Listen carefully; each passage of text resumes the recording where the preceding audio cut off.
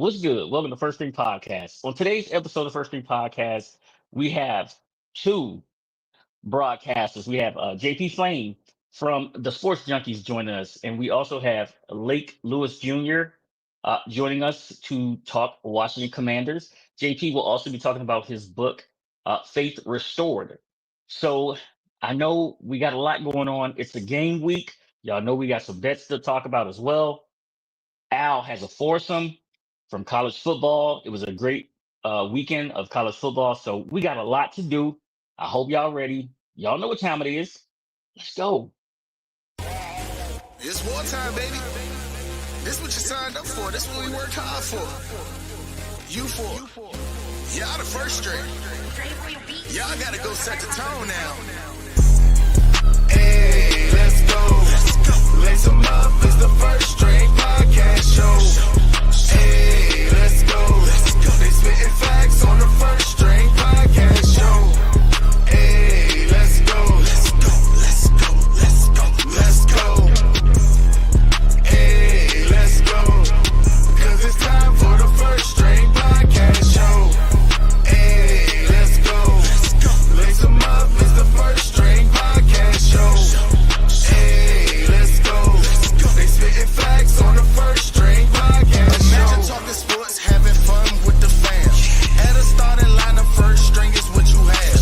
An entertaining stream with the Pro Bowl cast. When the viewers chime in, they gon' answer what you ask. Representing for the Queens, yeah, we got Lady A. A super knowledgeable woman who can break down any play. Said from the South, so he rep GA. The Falcons, the Bulldogs, the whole Peach State. Drunk Uncle Al, only way you can describe him. Every time he crack the mic, you know he gon' be wildin'. Last but not least, it's my man Toothpick. Commanders is a squad and he the captain of the ship. So if you feel the vibe, go ahead and tune in. Like, subscribe, recommend to a friend. Now for real, like, subscribe, and recommend this to a friend. Hey, let's go. Cause it's time for the first string podcast show.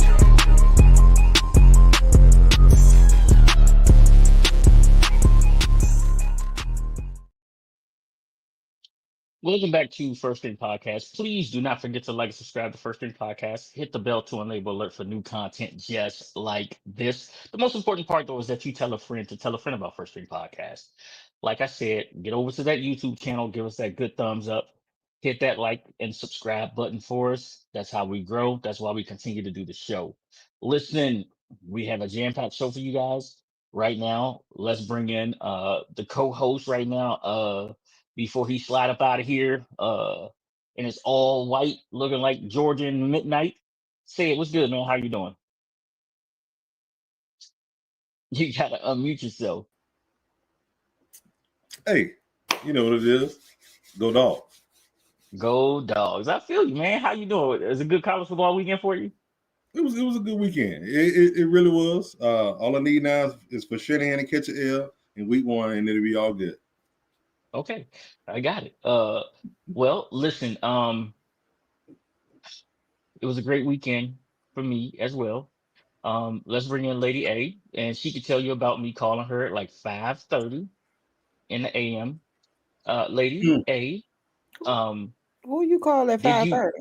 did you answer the call? That's the question. I ain't talked to you at 5:30, so if you call me, I'm sorry for your loss. That's what friends do. That's what friends do. Friends always look out for friends, right? Look out for friends because I didn't answer nobody's call at 5:30 in the morning. Look, said, I told Lady A, I said, listen, Lady A, I said, we're going out tonight. This is where we're gonna be. I said, this is where I'm gonna be. I said, I said, the club let out about 3:30, 4 o'clock. So just be standing by. She said, my phone will be dead. I said, how are you planning for your phone to be dead? She said, my phone will be dead. It automatically goes to do not disturb at a certain time. That's not dead. That's do not disturb. Well, regardless, you ain't gonna get me. So, but you should put me on, on that plan where I can Emergency come ring. through. Yeah, put me on that emergency ring. I'm sorry for your loss. Well, I'm safe now. I mean,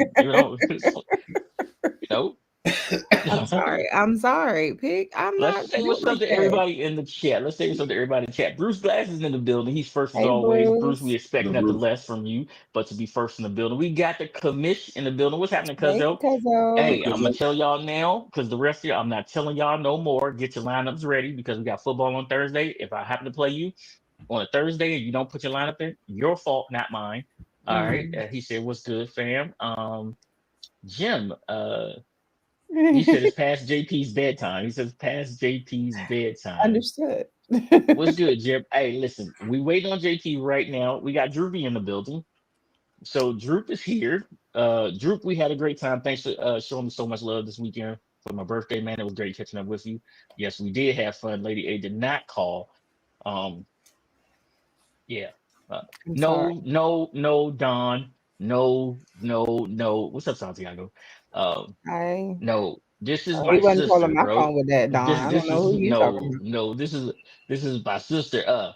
And Droop's phone does go to do not disturb as well, and you cannot get See, through.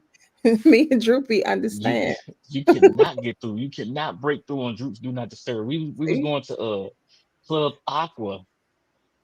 We went to Aqua to the Aqua said it don't fit. and it don't fit. Come, what are you doing? It What are you don't doing, fit. sis? Sid. That means that it's supposed to oh, be my I time with passed the it a belt. little short, but I wanted to make sure you could see it. This is 2 times in a, No, you know. see, first of all, said we supposed to have joint custody on the belt, and Joint the fact custody. that it's not fitting properly and it's all up in your neck means that it's my time. That's what it means until the end of the year when it's my time. Speaking of which, we do have two games that we'll discuss later today. We do have some new rules that we'll get into, but we did Mm-mm. have a college football weekend. We had a college football weekend, Yes. and we had Ohio State, Texas. We had South Carolina. We South Carolina played uh, uh, Clemson. No, no, that was LSU and Clemson. I'm sorry.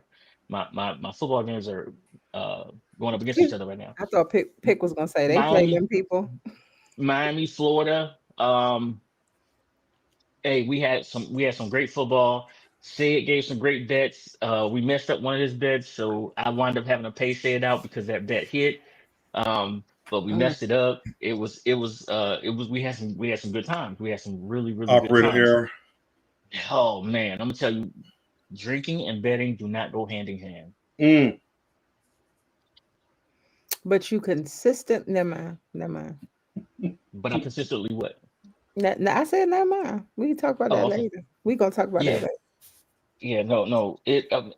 It wasn't me this time. It wasn't Mm, me. That's all I'm gonna say. It mm-hmm. was not me. It wasn't me. So before JP comes in, let's talk about this one. So I did say a couple of times when we had a couple of people on the show, don't act like we're not gonna talk about Maryland, right? Maryland started a true freshman for the first time since like 2007. I think it was like 2007, a true freshman quarterback. My man, after the first quarter, showed out. It was a battle for this kid, and Maryland seemed to have won, and he didn't even use his legs. He didn't use his legs. He used his arm. We know Maryland does have some decent wide receivers. They seem to put some good wide receivers into the league. Mm-hmm. So my question is, and I know it was lesser competition. My question to you all is this: does Maryland have one of those quarterbacks, or is it was just lesser competition? Let's wait and see. Pick. Um, honestly, it's I feel like it's too early to call as far as was it just lesser competition. But I want to Mm-hmm. point this out. You said 2007. Pick a true Mm-hmm. freshman was born in around 2006, 2007. Mm. So that Hmm. speaks volumes right there.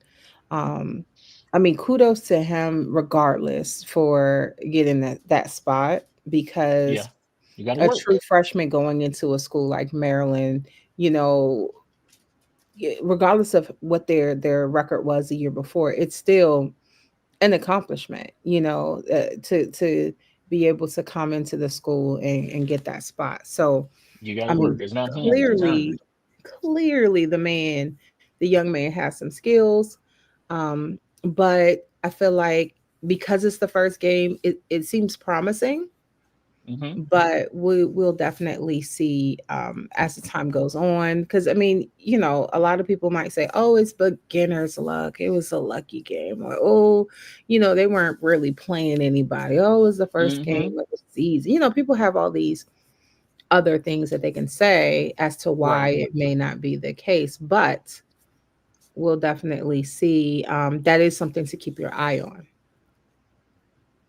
Yeah. Well, listen, the way some quarterbacks played around the in college this week, it was definitely some head scratchers, some guys that shined more than Mm. others. Yeah. Some people put up some questionable performances. Said, what do you think? Yeah, I got to watch quite a few of the games this weekend. A lot of the highlight games, I should say. I missed the last one, but I missed the last one, but I really didn't miss anything. Let me say that. That was that TCU game and the other That guy. TCU But game. anyway, um, yeah, I seen some quarterbacks look nervous. So surprisingly nervous. I think it caught me off guard in some of the quarterbacks that I saw that were nervous. Yeah. Especially because they played last year. So you would think they would lose some of that nerve, but hey, Yeah. it is what it is. The It lights could come on. be maybe they didn't work out the way they should have in the off season. Mm. You in the other recall. Maybe, as Sid would say, maybe they chose the wrong school a little bit. Yeah, That could be. yeah, Maybe they chose the wrong school. Maybe they should have just sat behind whoever they needed to sit behind for another year. Sometimes it's funny how things work out sometimes, huh? Yeah. It's funny yeah. how things work out sometimes. Speaking of how things work out sometimes, let's get straight to the money. Mm-hmm. Let's get straight to the money. And by money, I mean Manning. Arch Manning. Mm-hmm. How do we say this? Is it more hype or is it first game jitters? What do you guys say in the chat? Was it too much hype? Was it first game jitters? And is this why Quentin Hewers was the starter in that national championship game? Because everybody kept yelling, put Arch in, put Archie in, right? Put Arch Manning in. Well, now you know, Yeah. right? Now you know. So, um, for me, I gotta say, it was Ohio State has a great secondary. Ohio State has they put people in the league, wide receivers, running backs, offensive linemen, defensive linemen, linebackers, all of them. They put them in the league. Not saying that the SEC is no slouch. Not saying that Texas doesn't. I'm not saying that. I'm not saying that. But did we expect Arch to go out and throw 4 touchdowns versus Ohio State secondary? What was we expecting in the first game of the season? Who is it? So when you say what were we expecting, who's we? Because there's a lot of people that believe the hype. There are a lot of people who are just like, just let the boy play and improve himself. Um, it's unfortunate that he's in the position that he's in. It's a lot of pressure on a young athlete. Um, and with this being the first game of this season, and there are very high expectations of him. And then of course there are people that they're just gonna hate, um, no matter what he does. It's unfortunate because he's going into the game.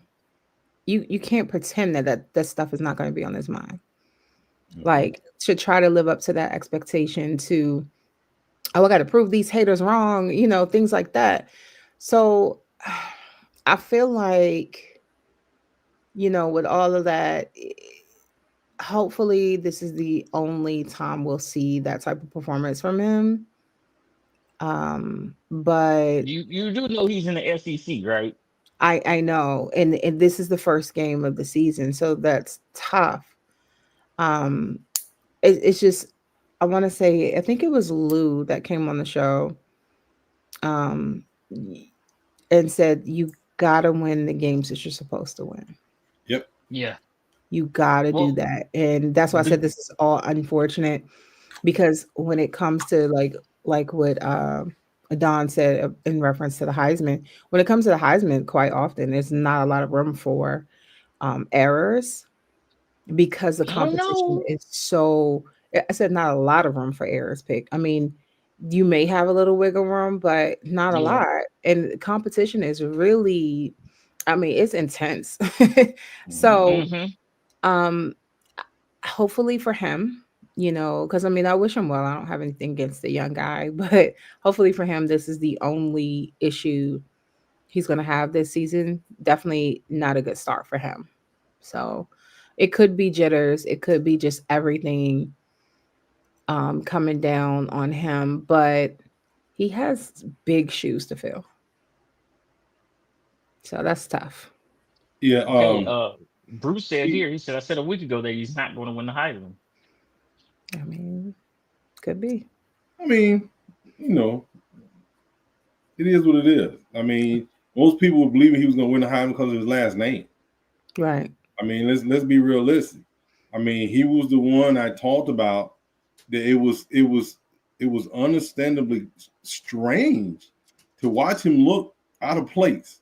But that's how he looked. He looked like I hadn't played all year. I didn't play last year. I'm new to the system. I don't, that's how he looked. He didn't look like the guy who came in and played against Nice State, whatever it was he played against. He played the whole game. You know, he threw the ball fluidly. He did what he had to do. This did not look like the same guy. Um, But it wasn't McNeese State either. It was Ohio State. no, no, no. What I'm saying, Pick. What I'm saying is he still looked like he was out of place. Not. I mean, I'm talking about from the very first snap. He looked like, okay, wait a minute. What am I looking at? What am I doing? That's how he looked.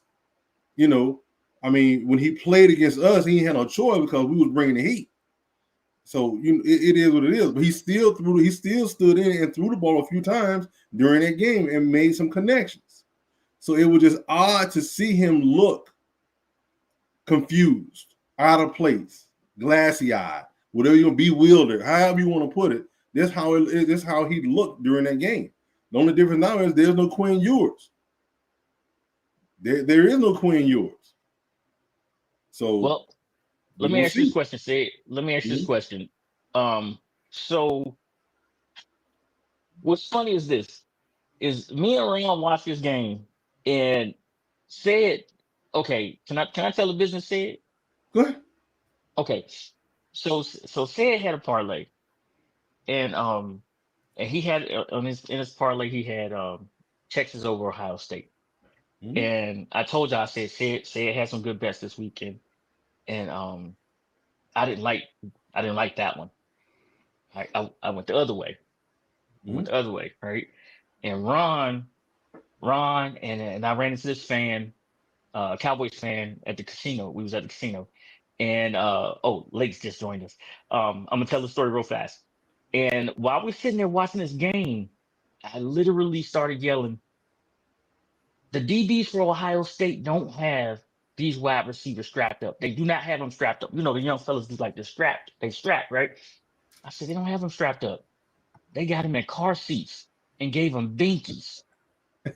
And that's why Arch Manning is not finding his targets. The whole casino started laughing. And they was like, "You right. He can't find an open wide receiver to save his life." Plus that heat was coming to him.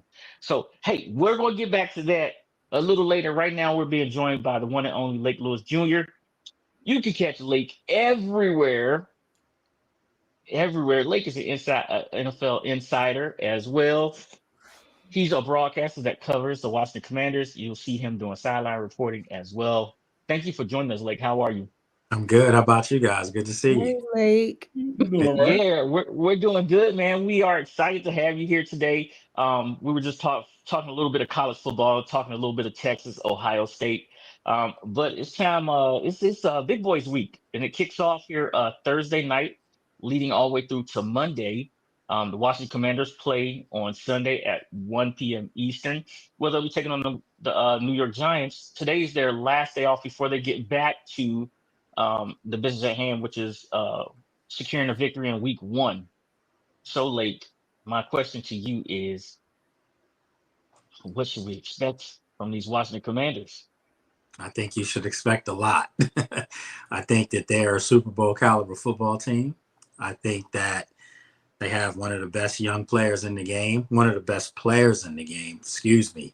And I think that you're going to see a maturation process with Jaden that, maybe you haven't seen yet. I know I've seen it every day at practice. He looks incredible, and he looks like he's ready to be the vocal leader of the team as well. So I think this is going to be naturally a tough football game. It's an NFC East game. They're always tough, but I think Washington's just too talented, too inspired to get to the big show, and prove that they can play with the likes of the Eagles and some of the other great teams around the league. So I think they win the football game. I've been predicting since last week, barring anything changing as far as injuries or anything like that, I have Washington winning the game 23-13. But in the game that I think they control pretty much throughout. Okay, so 23-13, I feel no butterflies. However, this is the opening weekend of the NFL where, players are not at their peak powers just yet.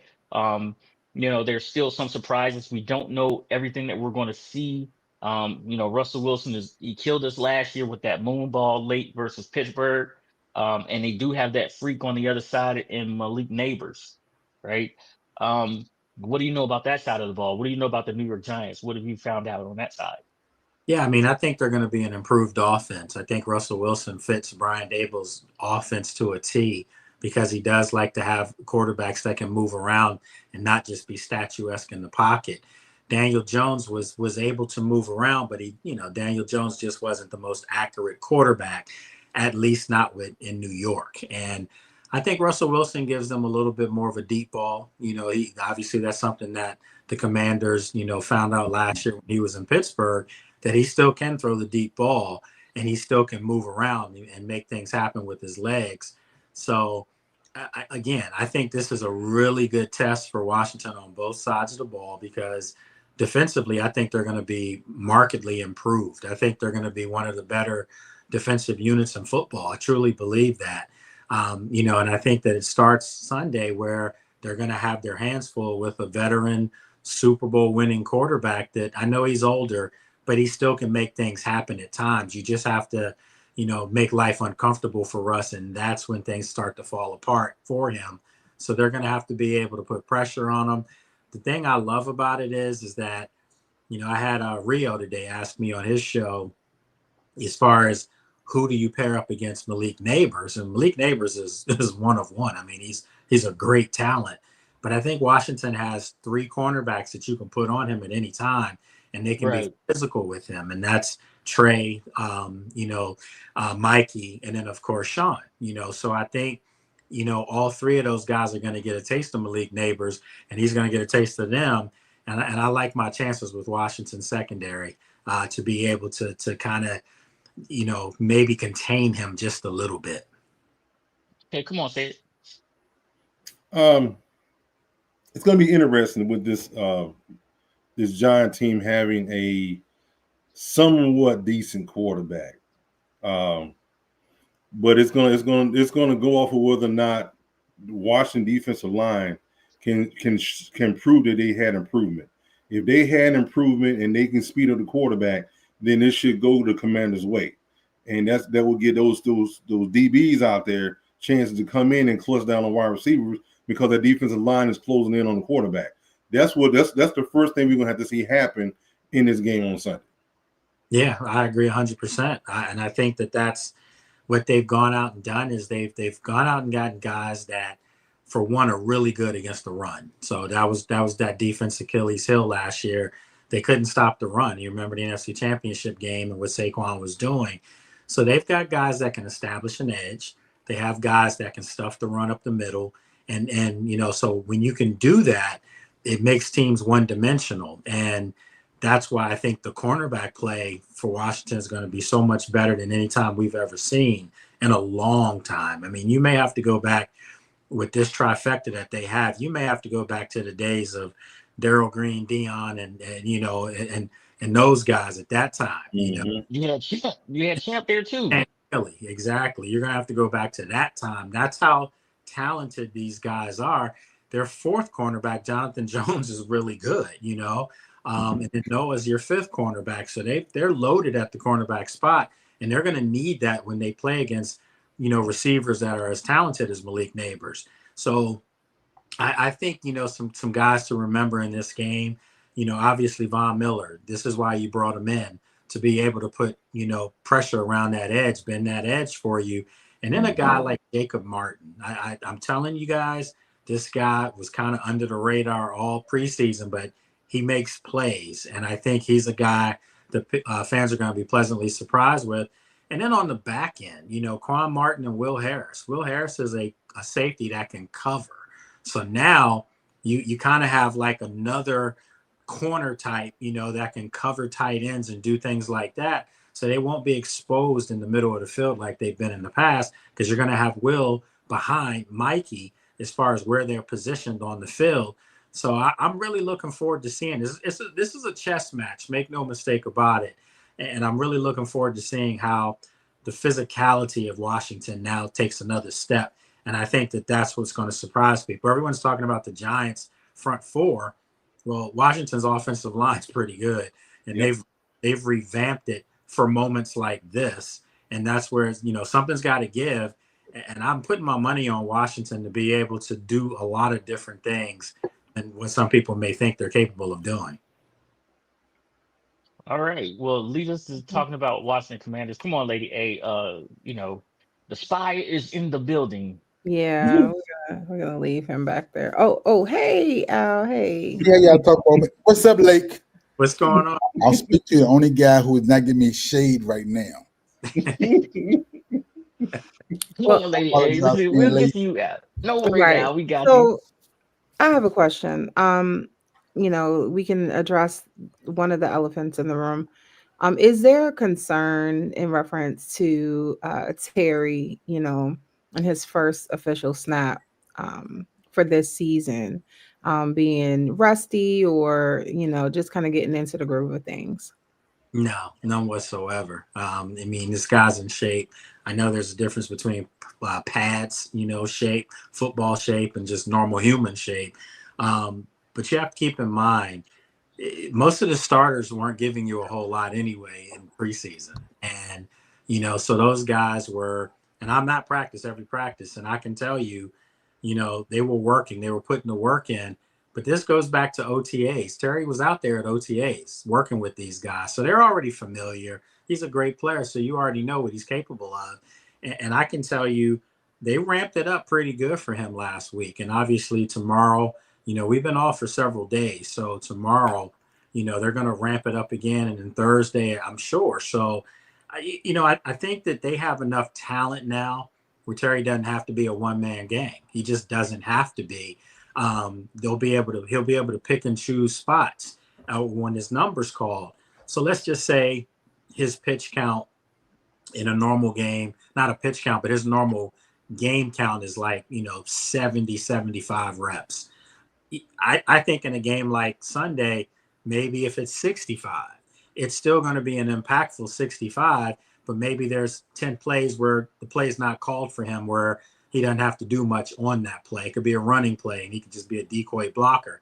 So I think he's going to be just fine. And I think him and Debo are getting ready to, they're getting ready to serve notice. Like, this is different than anything I've seen. And Jaden's going to look like LSU Jaden, where he can throw the ball all over the field to all these dangerous receivers. Jalen Lane, don't forget about him either. So I'm excited to see, how Terry comes out.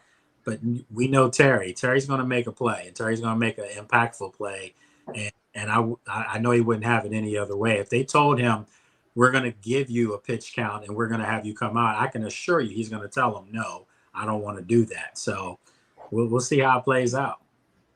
All right. Come on, Al. All right, I'm going to ask the elephant in the room. We already had that question. No, you didn't. Is the offensive line ready for what the defensive line, the Giants, look like they're going to be in this game? Absolutely. And I'm throwing the question back at people. are the Giants' defensive line ready for what Washington's offensive line can be? Because I think Washington's offensive line, when it's all said and done at the end of the year and Sam Cosmi's back by week 5, I think Washington has a chance to have a top 5 offensive line. They are loaded. Laramie Tunsil's every bit as advertised. Josh Connolly Jr., to me, I think starts at right tackle Sunday. I know it hasn't been said yet, but I mean, he's a first rounder and he's looked every bit the part. He's gotten better every day. All the veterans, Von Miller, Javon Kinlaw, even Laramie Tunsil himself, all of them are praising him, his work ethic, and how much better he's gotten. Tyler Biadasz at center, I think, is going to have a Pro Bowl year this year. Brandon Coleman moving in at guard, I think, is better for him. He's going to have a good year. This team's going to be much more athletic. They're going to be bigger, stronger. So, yeah, we know what the Giants on paper should be. But, look, I'm Penn State guy. We are all day.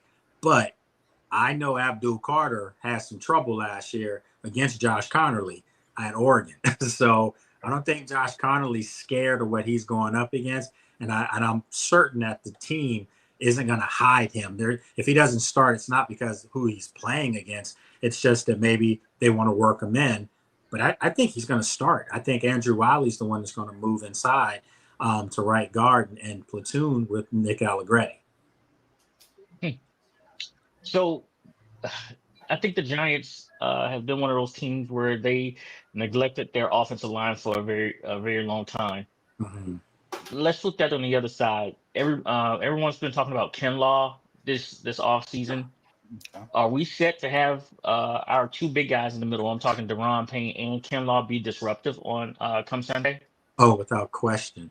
I mean, I'm guaranteeing you're going to see that. I'm just this defense is getting ready to take some people by surprise. You have to keep in mind what they're going up against every day in practice. It's not one-sided here where you can say, offensively, the offense is having their way every day, because they're not. I can tell you that. But that's making the offense better. Iron sharpens iron. And I think for the defense to be able to go up against a Jaden Daniels, you're not going to go up against too many quarterbacks like that. And you just happen to go up against that every day. That makes you better. That makes your corners better. That makes your defensive line better, your linebackers better. The anticipation of things is better. So they're a little bit more prepared for a Russell Wilson, having gone up against Jaden all summer, and a much better Jaden too, if you can even think of that. So again, I think Javon Kinlaw, I think Dedrick Wise, don't forget about him. They a lot of guys now. Eddie Goldman, they've got a lot of guys on that defensive front that are big men. This is the largest Washington team I've ever covered by far. Adam Peters, you can tell he put his fingerprint on this team because they look more like the 49ers teams used to walk through the tunnel as opposed to the Washington teams that walk through the tunnel. So again, they want their trenches to be dominant and, impose their will physically. And they did all this stuff to match Philadelphia. That's what it's all about here, to even go up against the Detroits again of the world. So they have every chance on Sunday to show that it's all in play, because the Giants' front four is going to be physical as heck too. But I'm not really worried about their front four, to be honest with you, because I think Washington's offensive line is going to do a really good job. I mean, I think they're going to be able to run the football on the Giants, and if they can do that, the Giants' defense will have trouble. Okay. Come on, Sid. You got another one? And another thing about the Giants is they traded away Ojulari. So instead of having those 2 defensive ends that pinch in at the quarterback, they only have 1. So Tavon Thibodeau. He's going to see a lot. Thibodeau's going to see a lot of double teams and rolls his side. So they may kind of offset it. But you're right. Tunsil, I've seen Tunsil play. Man, he's the truth at his position. Absolutely, he's a blue monster. So those DBs are what's his name? Dunks. What's the one that came from the Saints? Oh, Will Harris. Will Harris. Hope that he's back up to speed, because if he's not back up to speed, who's the next man up? Well, Jeremy Reeves is having a heck of a camp too, and he's got a year as a starter under his belt. Just been not utilized the right way over the years. And last year they realized that Jeremy can get some reps out on the field on the defense and not just be, an all-pro special teamer. So then you have Percy Butler, who's had a really good camp too. So, I mean, again, this is different. This isn't just a heavy frontline staff team. They've got some quality depth. I know people are saying they didn't look like it in the preseason. Well, let me assure you guys, half the guys you saw playing in the preseason aren't on the roster. And so, and that was by design. Trust me on that. They didn't show you anything. Everything we've seen in practice, I didn't see any of that in the preseason as far as the games, because they understand, NFC East game to start the season, short week going to Green Bay. I mean, everything they do is very strategic. So I think just watch the first drive. That's all I'm going to tell you. Watch the first drive offensively, and you're going to be like, where was this in the preseason? Well, that's why you didn't see it. Yeah, it sort of reminded me of that four-play Monday night drive versus Cincinnati. Come on, Lady A. Okay. Jumping over to the other side, the defense. At the end of the season, we did see some struggles with the defense. Not enough to completely tank the season or anything like that. And some of the complaints that I've heard in reference to the preseason, as you stated, most of the people aren't even on the roster. But have they addressed the penalties? There were a lot of penalties. There was talk about, is the team even disciplined? What have they done to address these disciplinary type of things? Yeah, I that's just guys trying to make plays in preseason. And they did have a lot of the players frontline guys who did play, like Johnny Newton played a lot in the preseason, ironically. A lot of the guys, they were putting them in different positions to see how they would respond to something different. To me, that's code word for making their film for the Giants and some other teams be confusing, because wait a minute, he's not lined up where he normally is. All that was by design. So I just think that when guys were playing out of their natural habitat, so to speak, out of their natural position, they just weren't able to do certain things. Washington was one of the teams last year that showed a lot of discipline, one of the least penalized teams. So I don't think that's something that just naturally you forget that. No, I mean, that's their coaching. The coaching is very much on that.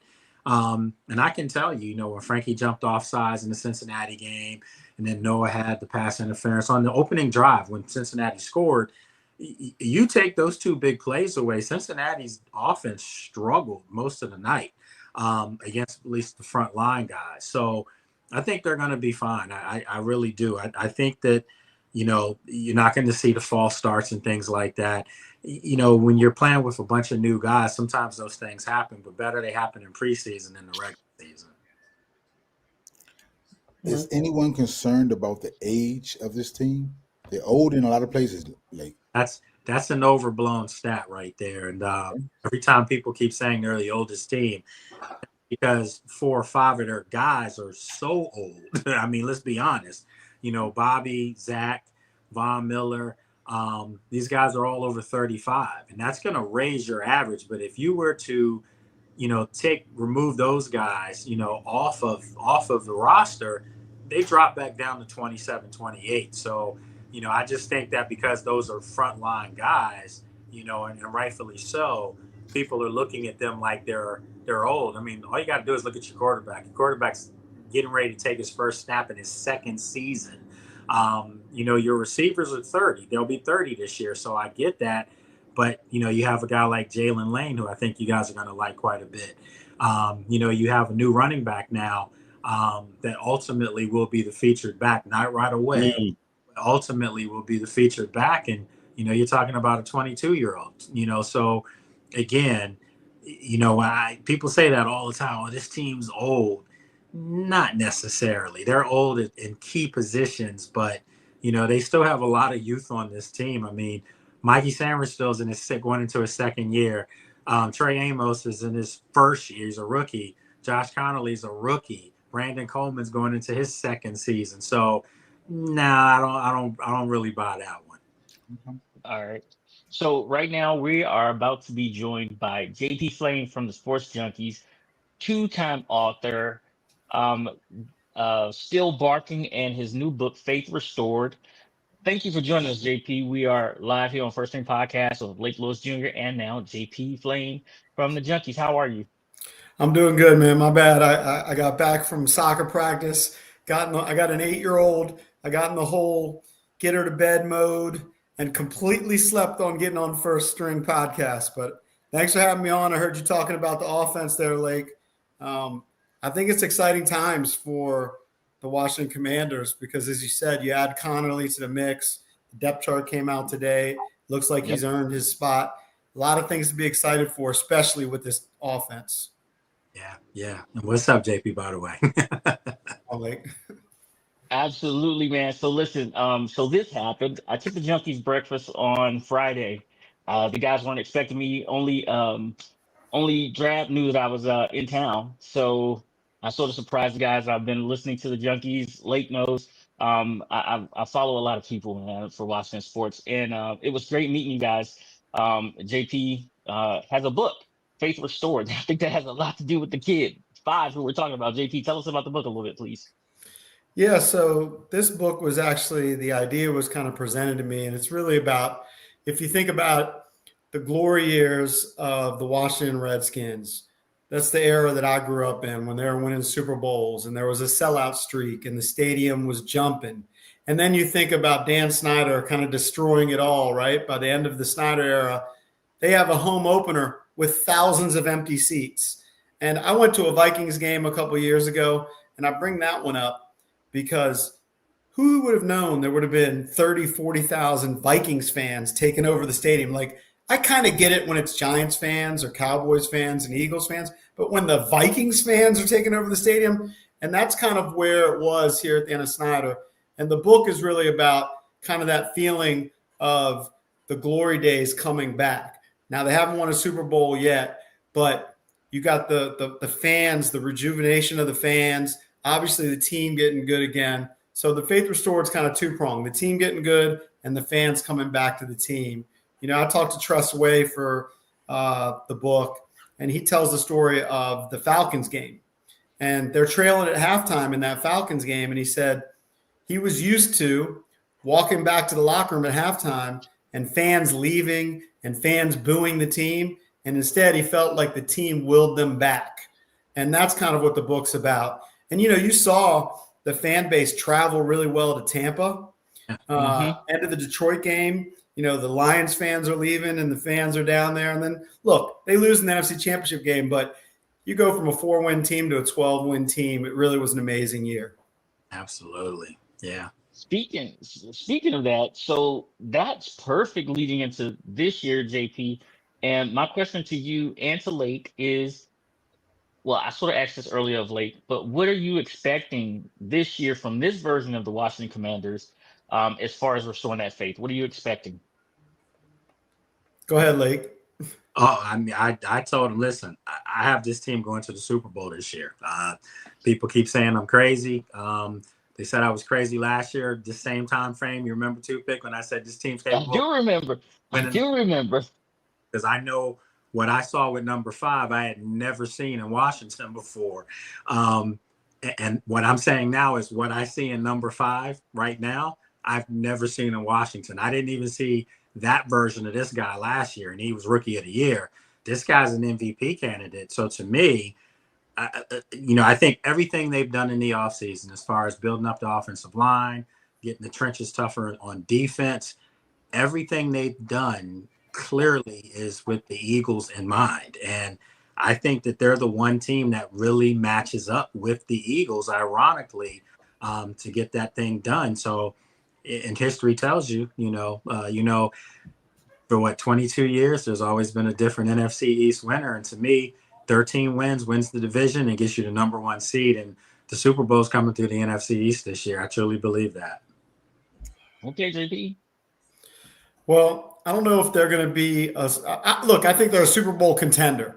If you look at the NFC, obviously got to start with the Eagles. And my question is, will they be able to solve the riddle of Saquon Barkley? They couldn't do it last year. That's why they bring in Kinlaw. but we have to see it, right? The Achilles heel defensively for this team is stopping the run. So they're going to have to do that. But look, there are a lot of teams in the NFC that are good. We're going to see what Green Bay is. You had Micah Parsons, that defense. Yes. They got a lot of good players on offense. They're the kind of the opposite of the Commanders, right? Commanders are the oldest team in the NFL. That's the youngest team in the NFL. Really good players. Jordan Love has shown times when he's really excellent. I think he kind of took a little bit of a dip last year, so we'll see what happens. Detroit, don't sleep on Detroit. I know that Washington smacked them around in the playoffs, but they weren't a healthy team at the time, so you can't forget about Detroit. Now, it's kind of unknown. They lose both of their coordinators, so we'll see what the effect of that is. So there are a lot of contenders in the NFC, but Washington is definitely amongst them. And, going back to my book, let me just pimp it, faithrestoredbook.com for anybody that wants to buy it. It's real simple, faithrestoredbook.com, is that the regime change let them have the opportunity to have a team that can win on a consistent basis. And then obviously when you get the quarterback, when you get a franchise quarterback, you have a chance. So when you're in Baltimore with Lamar Jackson, or you're in Buffalo with Josh Allen, and you're in Kansas City with Patrick Mahomes, you have a chance every year to contend for a Super Bowl. And that's what I believe we have in Washington now. I'm going to buy your book for Al for his Christmas present. So our Secret Santa, Al, you already know you're getting a Faith Restored book. So that's 2 copies for me, JP, that'll be coming through. One's for Al. He's a Cowboys fan, Good by stuff. the way. Yeah, but he's going to definitely read that book. He's a William and Mary guy right there, too. So this is Al, of course, that I talked about. So, Al, I sent you a big shout out when I was on the Junkies. And I told him, I said, we ran against Jermaine Lewis.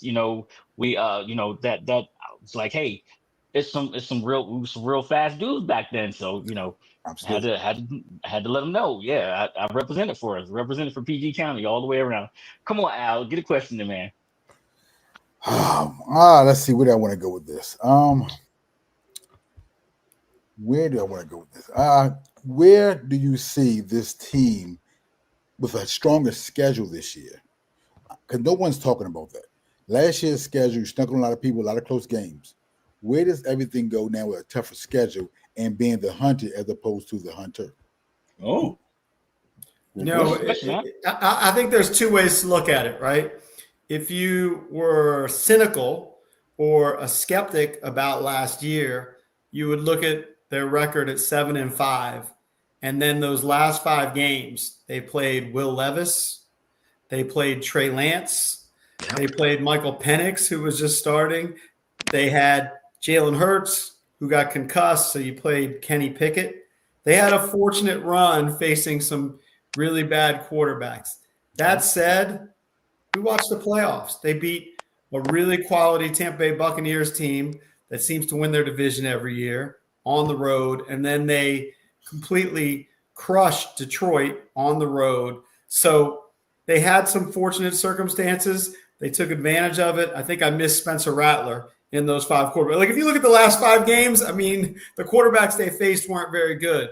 But then you remember the playoffs and you know what that offense can be, right? And when I jumped on, Lake was talking about an improved offense, and I think all of us believe, at least on paper, you add Debo, you add Laramie Tunsil, you draft Connerly, the offense should be better. So I think they're going to compete. Personally, I don't think their record's going to be as good. They were 12-5 the last year, but 10-7 should get you into the playoffs, and then you can do some work. Okay. Yeah, I mean, everything he said is legit. I have a higher record. I have them winning 13 games. I think 13 wins the division, 13-4. And the one reason why when people are throwing out the record, they have a tougher schedule. I mean, it's the NFL. Every game's tough. I mean, if they sleep Sunday, they're going to lose. It's that simple. But what JP said, it's ringing hollow, unfortunately, to a lot of people. And what he's saying is correct.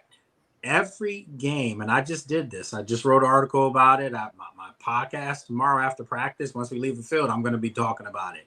It's who's the better quarterback in every game that they play. When you go into every game and you ask yourself, literally, who's the better quarterback, not the circumstances around the quarterback, none of that. We're just talking about from a sheer talent standpoint. Who's the better quarterback? You're going to be hard-pressed to find clearly Kansas City, you're going to go with Patrick Mahomes. It's Patrick Mahomes. Mhm.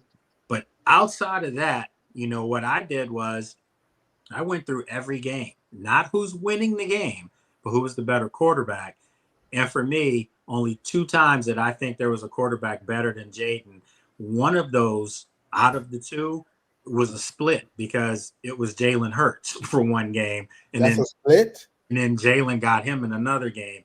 But outside of Patrick, can you really say that Jaden's going to walk into a game not being the better quarterback? And if you say, yeah, he is the better quarterback, then that gives Washington an opportunity to win literally every game they suit up and play. They have a shot. Are they going to go undefeated? No, but they have a shot to win. And that's something we've never been able to say around here for a long time. I gotta go back to the way you phrased that. And maybe it's just me, but you said Jalen Hurts. But whenever I think about Philadelphia, I think about a complete team. Like I'm not calling him average by any means. Mhm. I think he's an outstanding quarterback.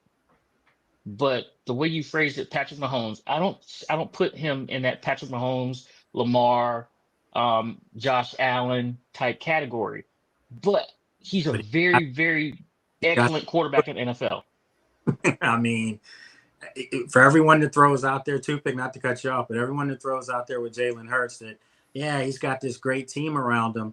I recall 3 years ago in the Super Bowl, he outplayed Patrick Mahomes. He did. He In did. the game, He but absolutely did. was the MVP of the game in a loss. So I don't buy the whole Jalen Hurts is in the perfect situation. Of course he is. What quarterback isn't who wins the Super Bowl? But at the end of the day, his professionalism and his poise and calmness, I think, keeps that team from imploding at times. And it worked last year because they were ready to implode, especially after that Cleveland game.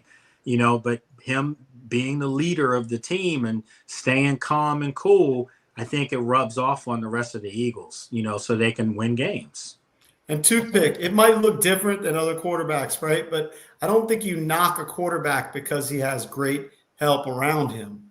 Washington's trying to help Jaden Daniels by bringing in a Deebo Samuels to try and help him. We don't knock Joe Burrow because he has 2 really good receivers in Chase and Higgins. You can go back to the greats. Joe Montana had Jerry Rice and Taylor. Troy Aikman had Michael Irvin and Alvin Harper. All right, Alvin Harper, maybe not that great, but you know what I mean? Like, I don't think you knock quarterbacks. Yes, he's got a great running back who, the NFL just had their top 100 list. Saquon Barkley came out of number 1. So he's got Saquon, he's got A.J. Brown, he's got Devontae Smith, but you still need that signal caller. And kind of what Lake's talking about, he has a demeanor that fits that talent. And, you can't knock him. The guy he's been to 2 Super Bowls already. And you would give a finger. Some people would, if you could say Jaden over the next 3 years is going to be in 2 Super Bowls and he's going to win one, people are signing up for that tonight. So absolutely. I get so upset when people talk about Jalen Hurts like he's a certified bum, because he's not. He's no. That's what I want to be clear about.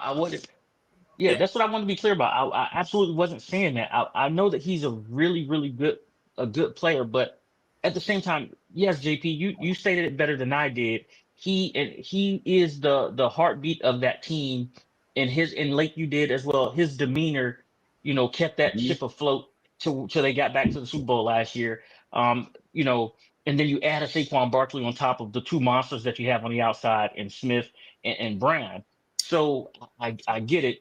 Not taken away from him. I'm just saying is that maybe what I'm saying is this: is he's so good that sometimes he can just let the others around him just shine a little bit brighter than he does. He can take a step back and let those players do what they need to do until we get to somewhere like the Super Bowl, and he has to put his foot on the gas. I think most quarterbacks around the league would want to be in a situation like that, where they don't have to have all the pressure be on them. Everyone's not cut out for it. To me, Jalen Hurts is Jared Goff on steroids. Not literally on steroids, but what I'm saying is Jared Goff's a really good game managing quarterback. He is. that's Jalen Hurts. Jalen Hurts, the best game managing quarterback in all of football. And it's good enough to win a Super Bowl and get to 2 of them in 3 years, then there should probably be more game managing quarterbacks in the league. He plays his best when his best is needed. That's the best thing I can say about Jalen Hurts. Good point. Okay, JP, I know it's getting late. You got an early wake up dude, time in the morning. I feel bad. I jumped on late. I'm good. It's okay. Okay, Sage, you got one more question for JP? No, I gotta get rid of Dip, man. I gotta go. Okay. So Say's got to get to his second job right now. So okay, so listen, we can still talk ball. Yeah, I'll see y'all later. Okay, good. Take care. All right. So, All right, now. Thanks a lot. Thank you, Say. All right, so listen, I Two don't know pick. what Let me happened ask to you a AAC. question. Okay. All right, so they open up against the Giants. Last year, you had in week 2 a game where 7 field goals, they didn't punt. Second game was fairly close to 27-22. The Giants, I believe, they could be a team like Washington last year where they sneak up on everybody. Now, Washington jumped from 4 wins to 12. I don't think that the Giants are going to do that, but they got some pieces on that defense. You add Abdul Carter to Thibodeau, who they recently drafted, to Brian Burns, to Lawrence. I saw Dan Graziano on ESPN. We had him on the Junkies a couple of weeks ago, and he predicted kind of his bold prediction that they would end up with the most sacks in the NFL. How nervous are you for that game against the Giants? You didn't get to see much of the offense. So the first team, for 4 plays basically, and Jaden ran in a touchdown in the second preseason game. Are you nervous or fully confident? Oh, my feeling for this team is like that first drive, probably the first 2 drives, I'm going to have those butterflies in my stomach. Like, okay, what are we going to do? We got to put points up to make this team, play chase. You know what I mean? And if we wind up punting like a 3 and out or something like that, and that defense gets going and getting the chasing Jaden, and we can't get them off balance, I may be a little bit nervous.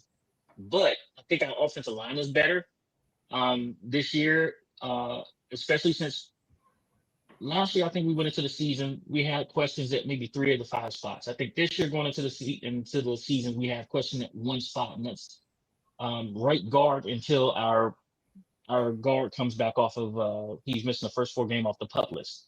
Yeah. And then we have depth in our offensive line. So that makes me feel a lot better, because everything begins and ends with the offense and defensive line. I'm more nervous about our defense and stopping the run, because we're playing the Giants this year. And if you can't stop the run, then Malik Neighbors is going to have a field day, because you got to drop an 8th man down into the box. And it's not just Malik Neighbors. They got another guy over there that showed out during the preseason that they drafted. So then we got to worry about him too. And our secondary is supposed to be better as well. So it's the defensive side of the ball, stopping the run. That's my biggest concern. As I said before, it's definitely their Achilles heel. You got to figure out a way to stop Saquon if you're going to get to the Super Bowl and win a Super Bowl. Mm-hmm. All right. But even with the defense that couldn't stop the run last year, they won 12 games. So we do have to kind of keep it in perspective. That's for the longest. They won 12 games with the worst roster that they're ever going to field under this regime. And their quarterback's better than what he was last year. The trenches should be better. And all those guys they brought in on defense, on the defensive line, have one thing in common. They're all really good run stoppers. So I think Adam really tried to address a lot of those things to make this team better. Like I said, 23-13, Washington wins the game Sunday. It's not going to be easy, but I think in the fourth quarter, you're just going to see a better football team, maybe get a touchdown late in the game to seal it. But it's going to be like, it's a traditional NFC East football game. So, again, the question that I keep throwing out there is everyone's talking about the Giants' defensive front, as they should. But I think people might leave this game saying, man, Washington's offensive line actually is pretty good. And you don't have to be great as an offensive lineman when you have number 5, because he's going to make you look better anyway. So now it's kind of like a double whammy for them. But the Giants do have better quarterback play. And I think they're sleeping on the Giants in a lot of ways. Brian Daboll was coach of the year a few years back. And I think with a better quarterback room and a better situation, I think, and a good defense that has been good for years, but a better offense supporting them, less plays on defense, fresher. I'm leaning towards an upset, but I'm a hater pick, so don't worry about me. Hey, well, we always know that we can count on Al every week to not pick the Washington Commanders to win. Um, Al's playing for fourth place right now, so he's hoping that the Giants actually take an L so that the Cowboys can keep pace with them. More games than the Cowboys this year anyway, so that's just me. So that's Al for you right now. Special teams. Should we be concerned about special teams? Should we be concerned about our kicker situation? A little bit. Yeah. I mean, we've seen him miss field goals.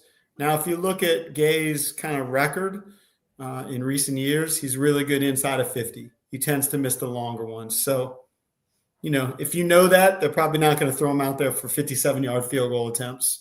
So we'll see. It's definitely a riddle they haven't solved in recent years. Yeah. Lady A's asked a question here. Okay, I'm sorry. I was going to say, if he struggles Sunday, there might be someone coming in and auditioning. Not saying they release him because he's got some guaranteed money. Yeah, he got big money.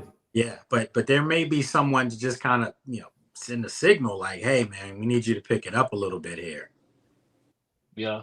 So Lady A's question here is, which rookie player on the Commanders roster do you think is the most likely to break out this season and become a difference maker? She's having technical issues with her computer right now. You can take that, JP. I mean, look, I went to camp a couple days, but everybody said Trey Amos is the real deal. Yeah. So I'm going to go with Trey Amos. Look, we saw it with Sandersville last season. They nailed that pick, a corner that made a difference. And I think from everything that you hear, Amos is the same type of player. Okay. Yeah, I think their rookie class this year could be really special. When you go back and look at it, it was only 5 of them, but Jalen Lane's going to be their third receiver, and he's got a chance to do some work instantly, even in the return game, for him. I'm going to go Josh Connerly because he's a monster, and he's just the nicest kid, very unassuming. But when he gets the pads on, it's a different guy. And just the fact that he's going up against Von Miller and Javon Kinlaw and Dorrance Armstrong every day, Sundays might not be that difficult for this kid going up against those guys in practice every snap. It's just going to make them better. All right. Let's get to this one. Sunday halftime, 89 is going up in the rafters. 89 is going in the rafters. We know that this is long overdue. Man, what should we expect? What should the fans expect from this? And how do we show Santana how much we really do appreciate him? Let me say this about Santana, because I've gotten to know him a little bit. I used to do some post-game shows with Santana, and I've always just been impressed. And this is beyond his playing career. With a guy who didn't need to be somebody that works really hard at doing what he does, and he does, and I really respect what he's done in the media. Now, he came from a family, I believe his father was a police officer, and there was a certain work ethic put into him. But, for a guy that makes a lot of money in the pros, and look, he didn't make Jamar Chase money, but he made pretty good money. Right. He didn't necessarily have to, and he's really worked hard at what he does. And so I respect him, obviously, as a player for the Redskins for years. He was a heart and soul guy and produced and a fan favorite. People always remember the Cowboys game, Cowboy Killer. He's just a great dude. Yeah, that's my guy, man. Yeah, and like JP, I've gotten a chance to know Santana and do some things with him, and he's just a good dude, man, all around. Like, it's genuine. It's not fake. It's genuine. And if there ever was a guy that didn't need, to feel loved, it's him, because everybody loves him. But for the team to do this, man, it's just they got it right, and they've been getting it right. Everything they've been doing has been getting it right. And I think, the fact that Terry's re-signed and got his money, and you can keep another beloved player around. Santana didn't necessarily get to go out the way I think we all wish he could have gone out. The team was trying to move on in the worst way for no reason at all, in my opinion. So for him to get the love that he's getting, it's warranted, and it couldn't happen to a better person. The other thing I would say about him too is that when you do right by guys like that, it makes people want to be part of your organization. It makes people feel they're doing right by a legend, by a guy that poured it out on the field for you at all times.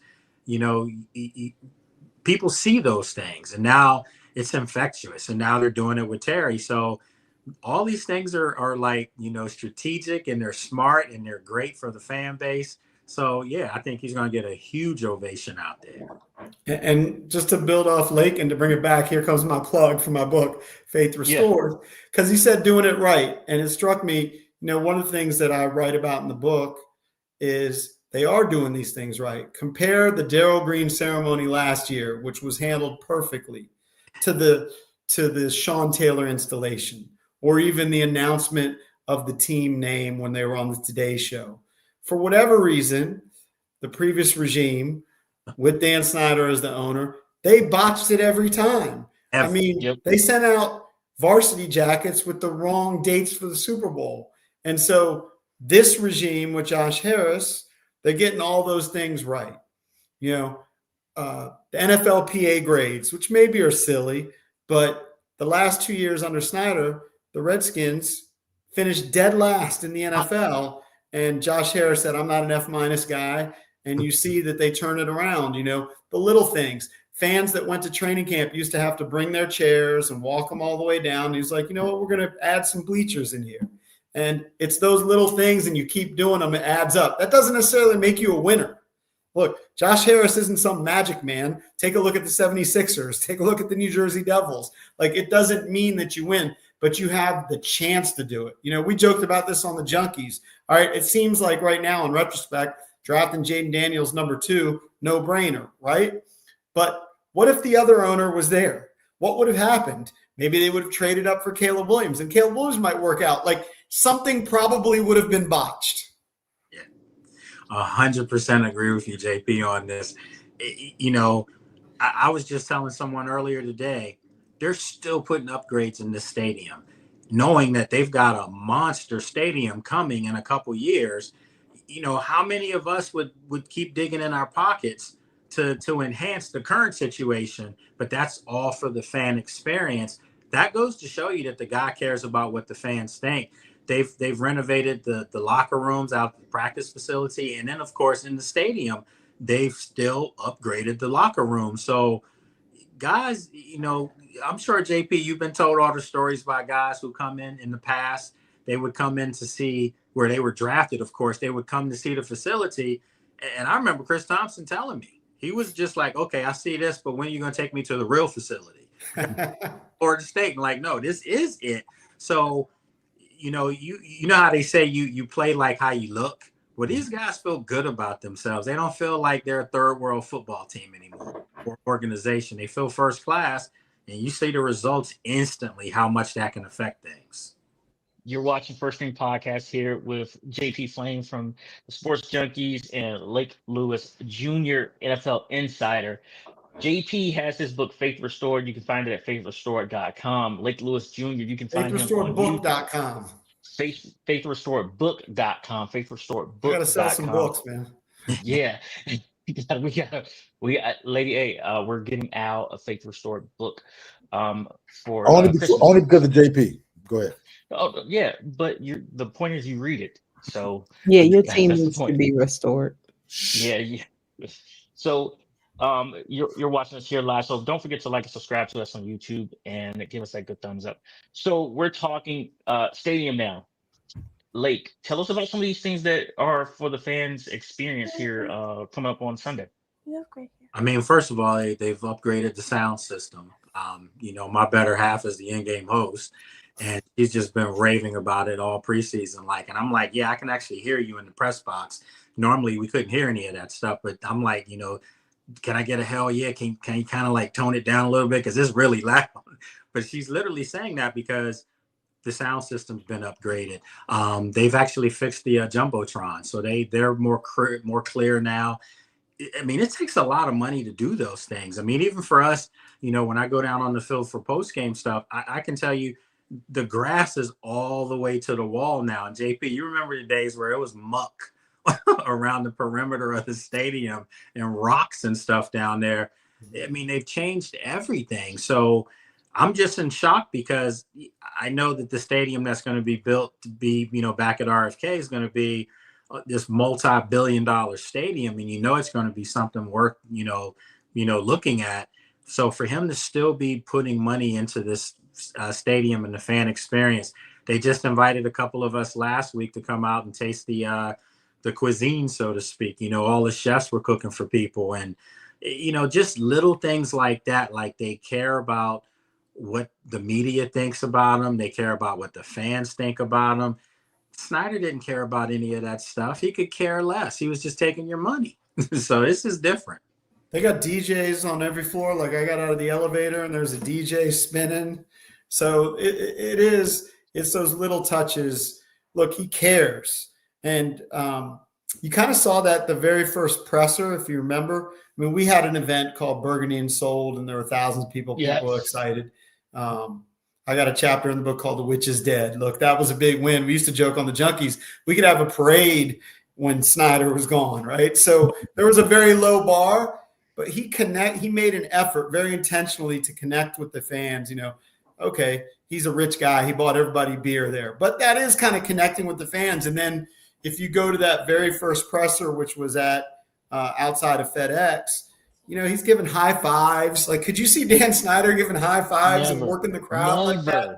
You know, after they beat the Lions, he's in a hotel bar with a bunch of fans, you know, mixing it up with a bunch of fans with Rails and Ein. And like the other guy would have never done that. So there's an attempt to connect with the fan base. Yeah, he sat in the rain with fans was it during a preseason game or was it during a regular season? I know he sat down in the stands and got wet with the fans. I mean, listen, the first time I saw him, you know, at a game, it was a preseason game naturally, and he was by himself. He was just walking through the corridor like by himself, no entourage, no security, nothing. You would have never seen Dan Snyder in a situation like that, you know. No, it's funny you say that, Lake, because when we first started doing the Junkies, we were on WJFK, which had the rights to the Redskins. And there was a period of time where we did pregame shows, and we would do them from the club level. We did pregame shows, we did postgame shows. And I always remember, like, I never once ran into Dan Snyder. But Cakes went to the bathroom one time, and he said he thought the president went in front of him because there was an entourage. And he's like, he couldn't even see Dan Snyder because all the guys were taller than him. All right, taking a little bit of a shot. But it was like, why does this guy need like 7 guys in suits around him? He was not an accessible person. No, there's one time, and not to stray or take over, but there was one time there was a preseason game in Baltimore. And it was the third preseason game. So it was, you know, it was a big deal. And it was, I think they played that on a Monday night. Not a Monday night. It was a Thursday night game, but it was a preseason game. And I'll never forget, I went downstairs like 4 minutes left in the game. It went into overtime, if you guys can remember that game, and the Ravens ended up winning it. And after the game, guys are coming off the field. Well, I was in the tunnel by myself. And ironically, it was Dan Snyder, Bruce Allen, and Larry Michael standing to the side. Bruce and Larry spoke. I mean, I will say that. They were like, hey, Lake. And I said, hey, what's going on? Dan Snyder was with them. And I said, hey, what's up, you know? And he literally, not only did he look through me, he turned his back. He literally turned his back to the wall. So it was like, what are you looking at? Just so he didn't have to speak. And I just, from that day forward, that guy's a weasel. I'm sorry. But you guys are talking about an owner who just wanted a little toy to play with and an actual owner who's a fan. That's the difference between the two. So you have an owner who completely and totally understands the history of the team. He understands the fan base. So and he's like excited and he wants his team to win. I I'm think not the going to name difference, any though, names. There's I'll another say this, owner like that. Lady Antoinette. I'll Mhm. say this: Dan was a fan, but Yeah. that got in the way of things, right? If you think about the early years, you talk about toys. He Yeah. wants to bring in Bruce Smith. He wants to bring in Deion Sanders. He wants to bring in any of these guys. Whereas I think Josh Harris's philosophy is hire the right people Right. and let them Get do out the their way. thing. Get Right. out the way. Right, and that's part of being a real fan. You want your team to win. You want to put the right people in play. You want them to succeed. And that's the big difference between the two. Well, I also Also, think as JP said earlier, the fact that Josh Harris owns other pro teams, Right. that's kind of helped him. Football's different. And Mhm. I've said this. I would not be surprised before all this is said and done if Josh Harris sells those other teams, because football's kingpin. And that's Yeah. where he is. Like, more money in 17 games than they make in 160 something in baseball, or 80 something in basketball. And it's not even close. So I could see, having this stadium, getting lucky with Jaden and having, potentially a face of the league if things continue to go the way they're going. I could see Josh Harris, or if not selling those teams, really just, being more visible for his other outfits. Well, he's got a pretty good return on his investment in 1 year, about 33%. I mean, that's I like 33% returns. I don't know about other billionaires, which I'm not, but 33% return is a pretty good return on your investment. So I agree with you, like there. well, one last question for you two. I'm gonna sit back this time. Al, you got one more? No, I mean I didn't, but I can find one. Like I said, I can't talk about Jerry because I don't even want to talk about. I think I asked Lake. Might have asked Lake this before. Magic. I still think he has a big kind of. This has a huge in his infectious attitude, and how much is he around, and what kind of impact do you think he's had with Josh? Like you said, I know you talk with the other teams and kind of getting the feel with football, but Magic, what is his impact with the team as well? JP, do you want to take that, or? I'll be honest. I don't know if he has a large impact. Okay. I mean, I think though Magic being part of the ownership group is something that Josh did. Like, let's go back to how they got Adam Peters.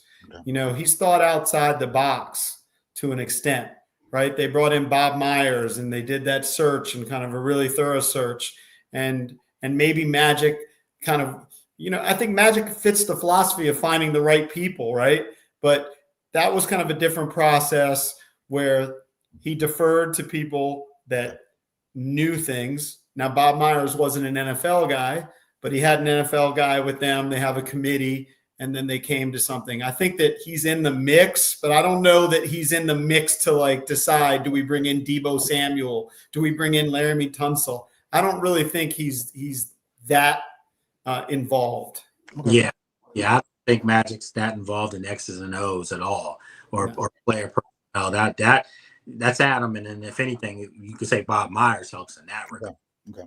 But I think Magic is big as far as the community outreach. Okay. I think that's. And look, the guys love him. After the Tampa game, he's in the tunnel and he says something great. He's giving the credit to Josh Harris and Adam Peters and Dan Quinn, and then he goes, and the right quarterback. Absolutely. I mean, listen, he's a Hall of Famer. He's a winner. He's one of the GOATs of basketball, and to think that, he's probably the GOAT point guard of all time, and you think about everything that he's done and the things that he's overcome, the adversity in his own life that he's overcome. Those are the things that go far, and young guys look at guys like that. They may not have saw him play, unless they put it up on YouTube, which is scary to think that because I grew up with the dude watching him play. But, they know what he was about. They know the standard was just to win a championship or it was a failure of a season. That was his mind. Jaden's got that DNA. I mean, he's got that gene where it's like he doesn't like losing. And I can tell you, being in the locker room after losses, it was not pleasant. Like, you knew, don't even go up to him.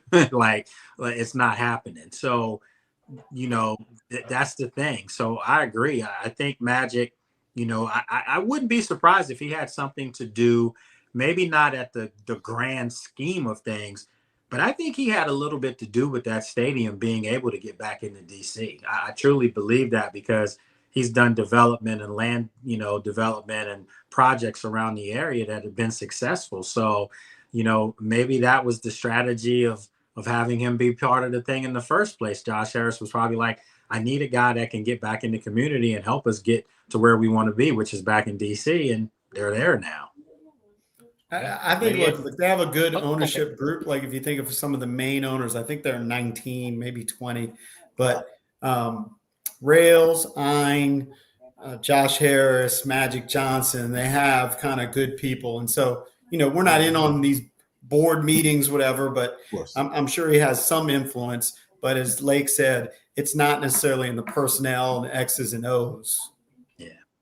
Well, I can appreciate an owner letting football people make football decisions. No, sir, don't do that. We gonna keep Jerry right where he is. We want Jerry to stay right where he is. No comment. They wouldn't have We traded want Jerry to keep doing what he's doing. No. We're not letting Jerry off the hook. Jerry can keep doing exactly what he's doing to the Cowboys. We need the inside man. Come on, Lady A. Okay, so as the NFL is, pushing these overseas markets, do you think that, for both of you, do you think that our success, the changes within the organization and even the upcoming stadium project, do you think that that's going to kind of push us in these overseas markets to gain new fans, have more games? What do you think where that's going to take us? Sorry, I mean, we're going to Spain this year. Yeah. And we're going to France next year. Right. Has been said, it's happening. Wait. Did you say France next year? It's happening. Pick. But that's Look, when you have a guy that has one of the top selling jerseys, if not the number one jersey, that's becoming the face of the league, you're going to get primetime games and you're going to get international games. Yeah. It's just the way it is. So you got to get used to it. Yeah. And you know what? That first game, going back to it, there's 17 games. So I don't want to say it's a must win. It's not. But with Green Bay coming right after that, with Micah Parsons, and that's a strong Green Bay team. I mean, it's a good Green Bay team. Like, you got to bank this win against the Giants, I think, with Green Bay coming up. Yeah. Because it's going to be bang, bang. Yeah, Right. Where you came on, I said the same thing. Like, you do not want to go in the hole, 0-2, and you lose this game. That Green Bay game is not a gimme. And now with Micah, for sure, you have to win this opening game. You have to. Yeah, I think it was Drab that said on Friday, Commanders fans are celebrating that Mike is out of the division, but we might have to face him twice this year because that Green Bay team is that much stronger. And I do believe once they got Micah, they leapfrogged us with the chances to win the division, the NFC this year. So thanks again, Jerry. We got one question going from back the to crowd. what Lake said, it was interesting when you were talking about you just match up the quarterbacks. And Jordan Love is good, but I'm not sure on him. You know what I mean? I don't know what the verdict truly is. He's shown flashes and he's had these times when he's like, okay, you can see the talent is there, but he hasn't necessarily put it together for 17 games. So it's going to be a big year for Jordan Love. Yeah, it is. But also, I want to say this, and I've said this several times, Pick, you know that. I know Lake doesn't believe this, but the sophomore slump is real. And for a lot of great quarterbacks, what happens if Jayden, not that he is terrible, what if the sophomore slump and NFL defenses are able to catch up with him some? Where does that leave the Redskins? I'm sorry, the Commanders, excuse me. If you go back, obviously wouldn't be as good if that happens. Yeah. But a lot of people talk about sophomore slump. You can also find guys that have a sophomore jump. Okay. So what if he's better? Who? Give me the example. Who has a sophomore jump from the rookie of the year? Like Jaden had the best rookie season of all time. In their second year win MVPs. I mean, come on. So we like to think Jaden is trending that direction. And I know you're hoping. I'm just saying, what happens if he does it? Is the team around him strong? Then you wouldn't be as good, obviously. I mean, I wouldn't know win as many games. But as he said, I mean, I don't have the numbers in front of me, but I'm going to guess Josh Allen got better. Okay. Because there were a lot of questions during his rookie season. I don't know what he did his second season, but I know by the time his third season rolled around, that guy was rolling. And I think it was happening in his second season too. So I think you can find a lot of examples that have the sophomore jump. You can find some sophomore slumps. They can be one-year wonders. But I think the biggest thing, the reason why I have faith is Jaden's different from, let's compare the last guy who won Rookie of the Year here, RG3. Jaden seems to be a true student of the game. Okay. And he seems to be a guy who is not just kind of doing things to show. He doesn't really necessarily care. Like, he's out and about, but he wants to be the best player he can be. I think I remember on the Junkies, us talking about that picture when he was on the plane. It almost seemed staged, right after he had his initial presser. I was like, come on, you're not like going through the – but that's him. I think he was going through the playbook. He really was. That was him. And, I was told he got that playbook before he was even really officially a commander because they told him, we're coming for you. So my thing is, he's got, different sport.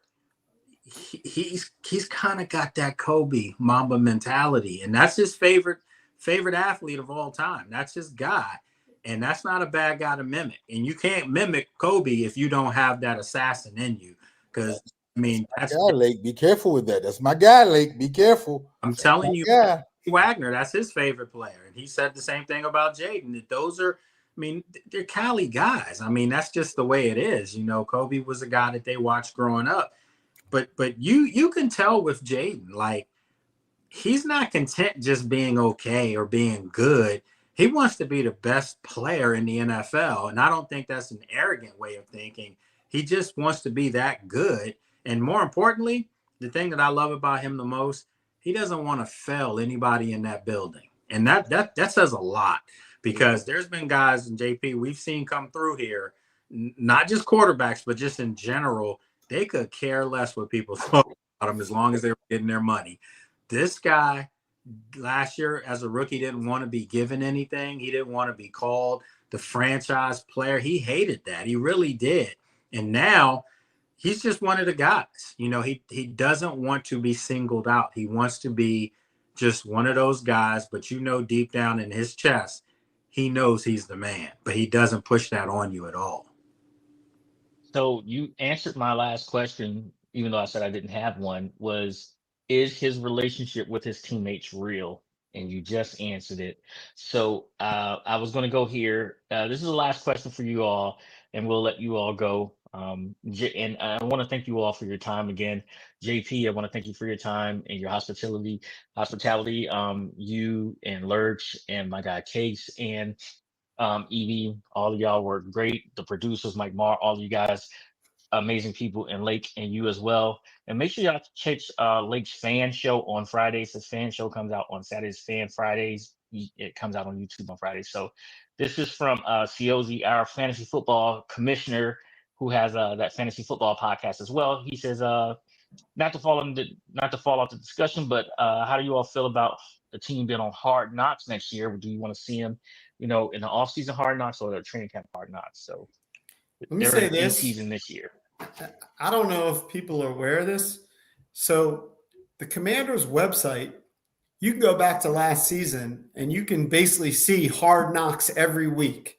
It may not be exactly Hard Knocks and in depth, and I don't remember what they call it, but there's a Commanders blog, log, whatever the heck it's called, where you kind of see, look, I'll be honest, it was my cheat sheet on the book, because you can see Terry in the tunnel. You can see Dan Quinn in the locker room. Like, I'm not a beat reporter. I'm not in the locker room like Lake, and I talk to players and stuff. But I could just pop in. Oh, well, let me watch week 3 game, the recap, and then boom, you see players talking on the sideline. So I don't think it's going to be a different experience because the way that social media and teams approach websites and things like that, they're already given the access. It may be ratcheted up with a few extra cameras, but again, you can see Dan Quinn, at least after the wins, basically talking to the team in the locker room every week. You can see Frankie Louvu doing his dance. You can see Bobby Wagner pumping up the players before the games. You can see all that already on the Commanders website. So I think it's cool. I think all of these teams have embraced access. We've kind of, to be honest, you've seen Hard Knocks so many times that the formula. It's almost like old, but it's fine. Yeah, that's the way of the world now. It's like the age of social media and having access to people. Old school coaches back in the day would have hated it. They wouldn't have allowed it. But now it's part of the culture. It's part of what it is. And listen, when you have a star player like Jayden, these are the things that are going to come your way. And as fans, you should embrace it because now you're wanted. You're wanted. The league is doing a hell of a job embracing the Commanders. They were a sore to the league for years with Snyder. So now they're really letting people see that it's a genuine change in the building, and everyone from the coach to the front office to the players. These are all likable guys. They're a joy to be around, and you just hope it translates this year onto the field where they can get to the big dance. I have one more question, if I could. Okay. For JP and Lake, they get mad at me because I say the best team in the DMV or the best team that plays in Maryland are the Baltimore Ravens. Am I correct? You are not. I mean, right now I would say you are. Like Thank you, JP. I don't look. Year to year it can be different, but the Ravens have shown that they're a contender every year, right? And they have arguably the best player in the league in Lamar Jackson. So as great as we think that Jayden Daniels is and can become, Lamar's done it.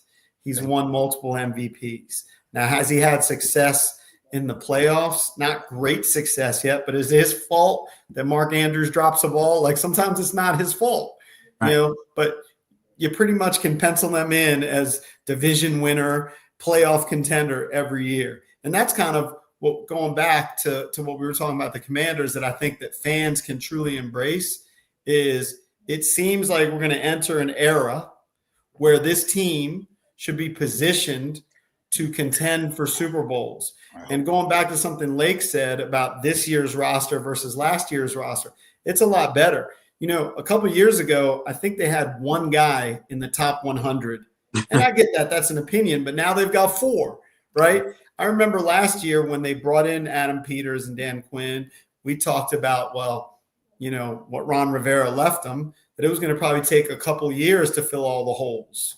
Well, they still haven't done it. It's year 2, but they're getting closer and the talent is upgraded. So I would say the Ravens, yes, I would still say they are the better franchise. They're proven. They've got the track record. And, if you put Lamar against Jayden, maybe somebody would take Jayden, but I think you probably still have to take Lamar. By the way, took him in the second round of the fantasy draft tonight. Got him in my fantasy draft. But I think that Commanders fans, part of the book being called Faith Restored is a lot of the stuff we've talked about, right? You have a new owner that has done a lot of these little things and has enabled a team, I think, to have a chance to contend. And then when you get the right quarterback, you have a shot every year. That's true. Yeah, and I'll say this, although, I agree with JP that Baltimore clearly is, they're a model franchise, not just in Maryland, but around the NFL. They do things the right way up there. But let's make no mistake here when I say this. If Washington gets to the Super Bowl this year, and I have them playing Baltimore in the Super Bowl, by the way, JP. Wow, okay. But if Baltimore didn't get there and Washington did, I can assure you this region will be a buzz for the Commanders.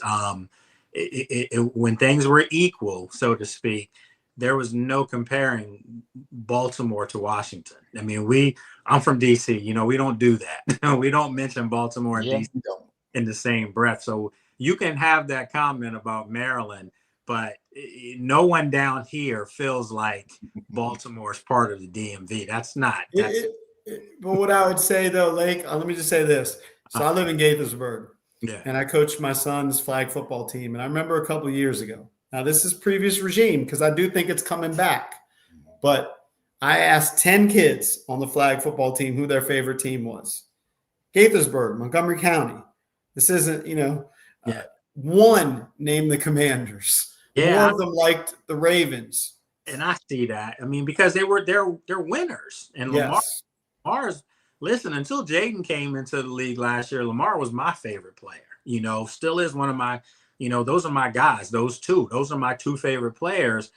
And Baltimore, everything that they've earned, they've earned it. I mean, they've done right by their community as well.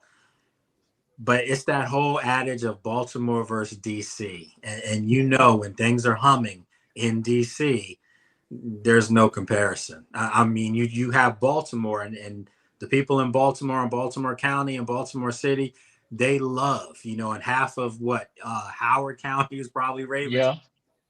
But if Washington gets to the Super Bowl this year, I can assure you, you're going to see even some of those old Redskins fans that became Ravens fans.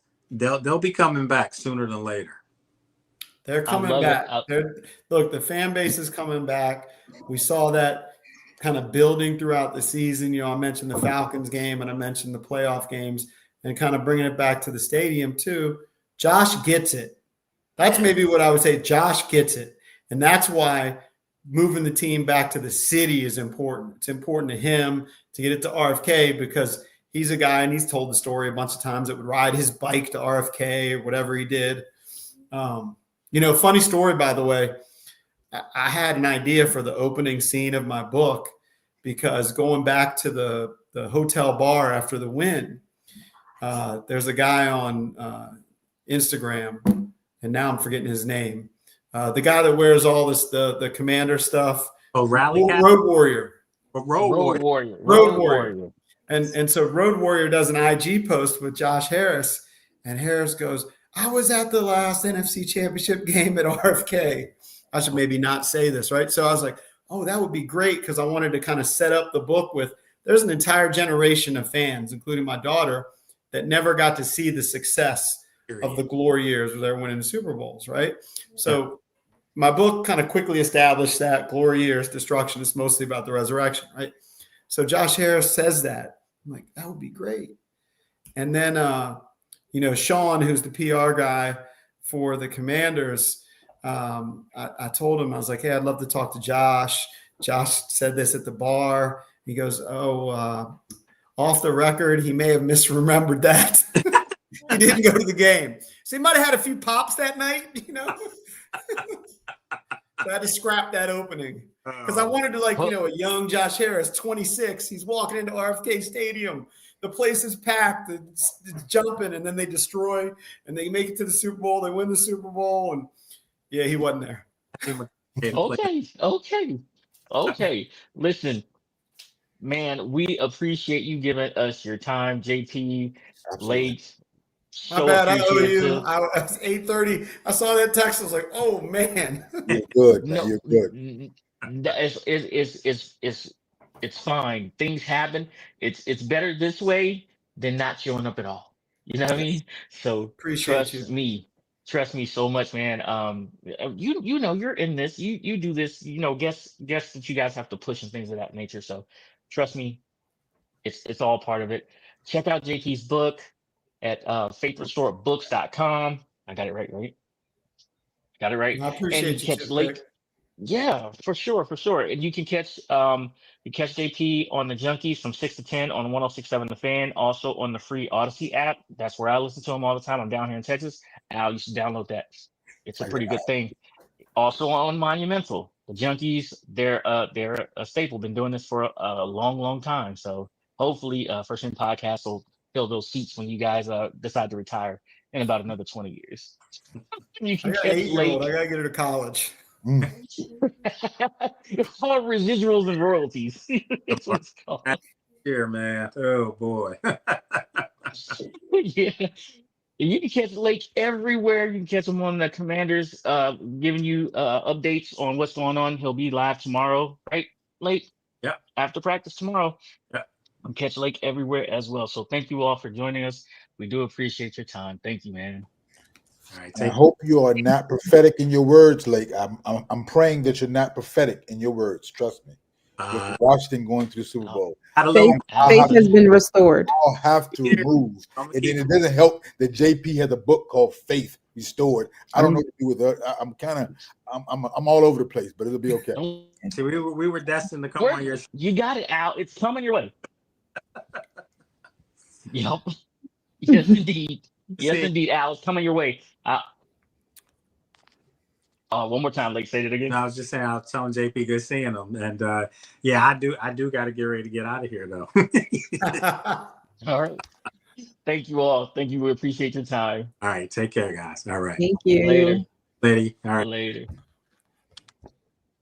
That again, man. That's Lake Lewis Jr. there, and two real good guys, man. Two real good guys. Yeah, too bad they cover the Commanders. I don't know what to say, man. Y'all got good people. Just don't have a good team, man.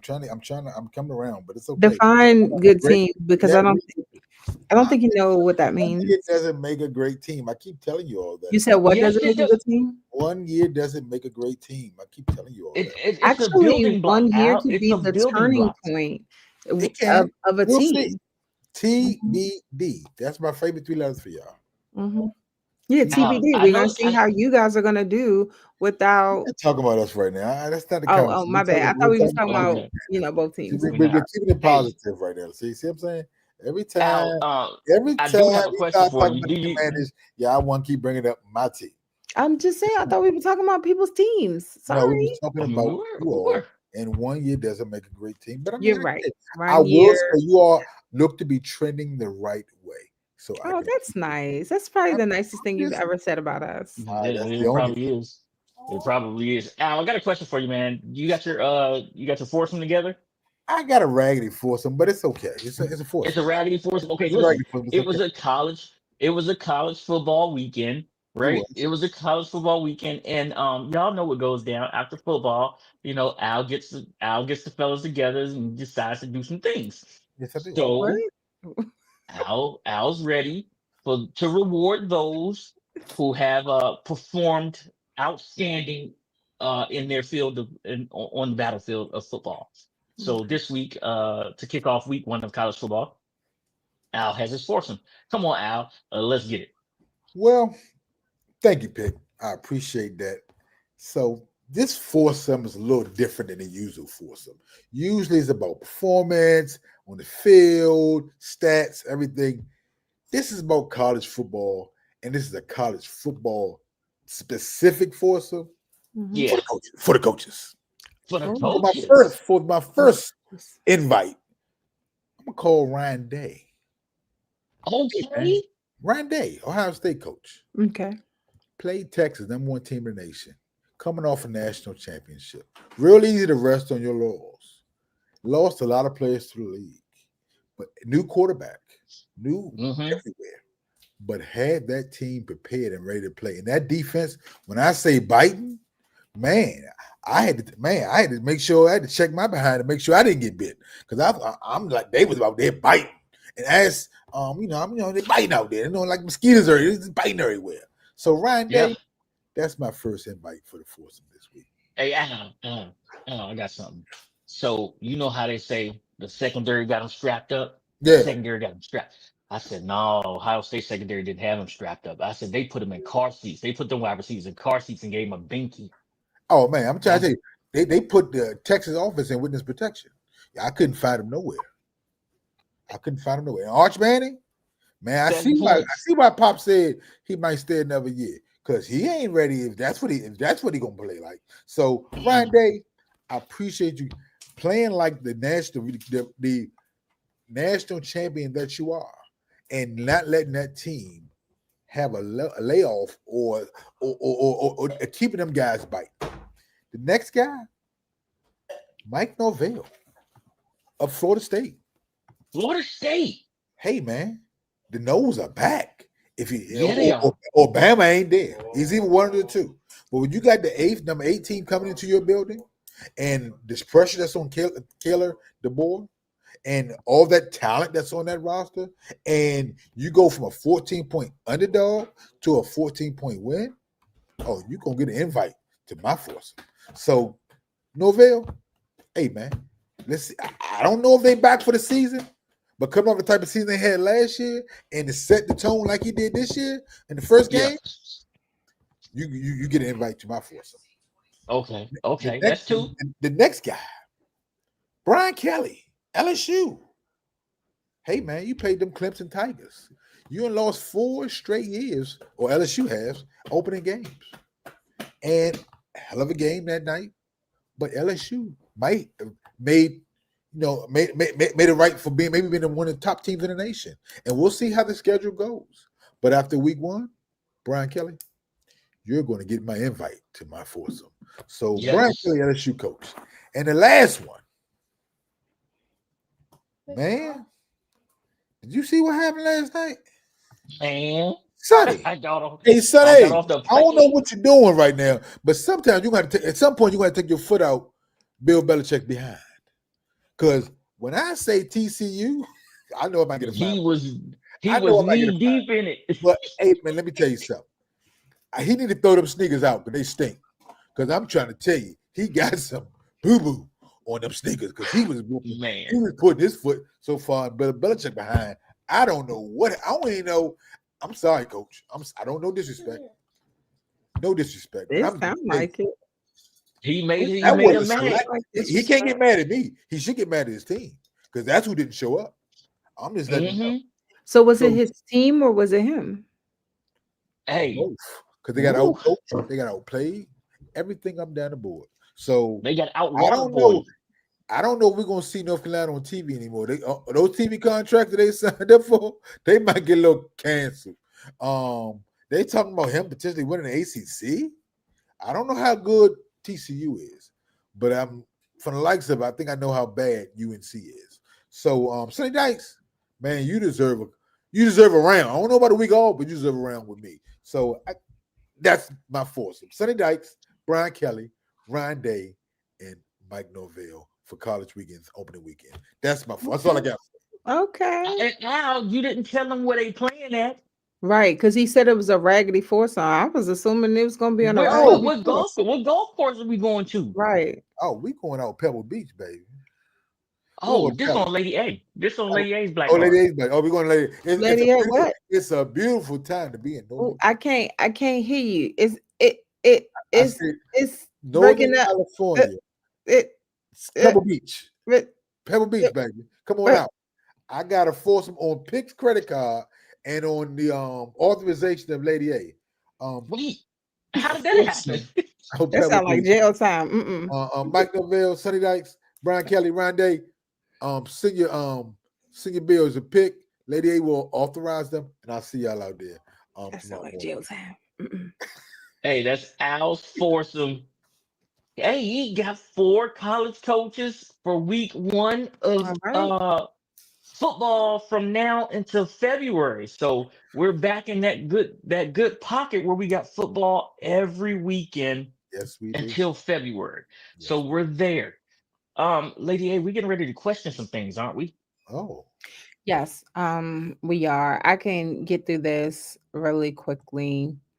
Can y'all still?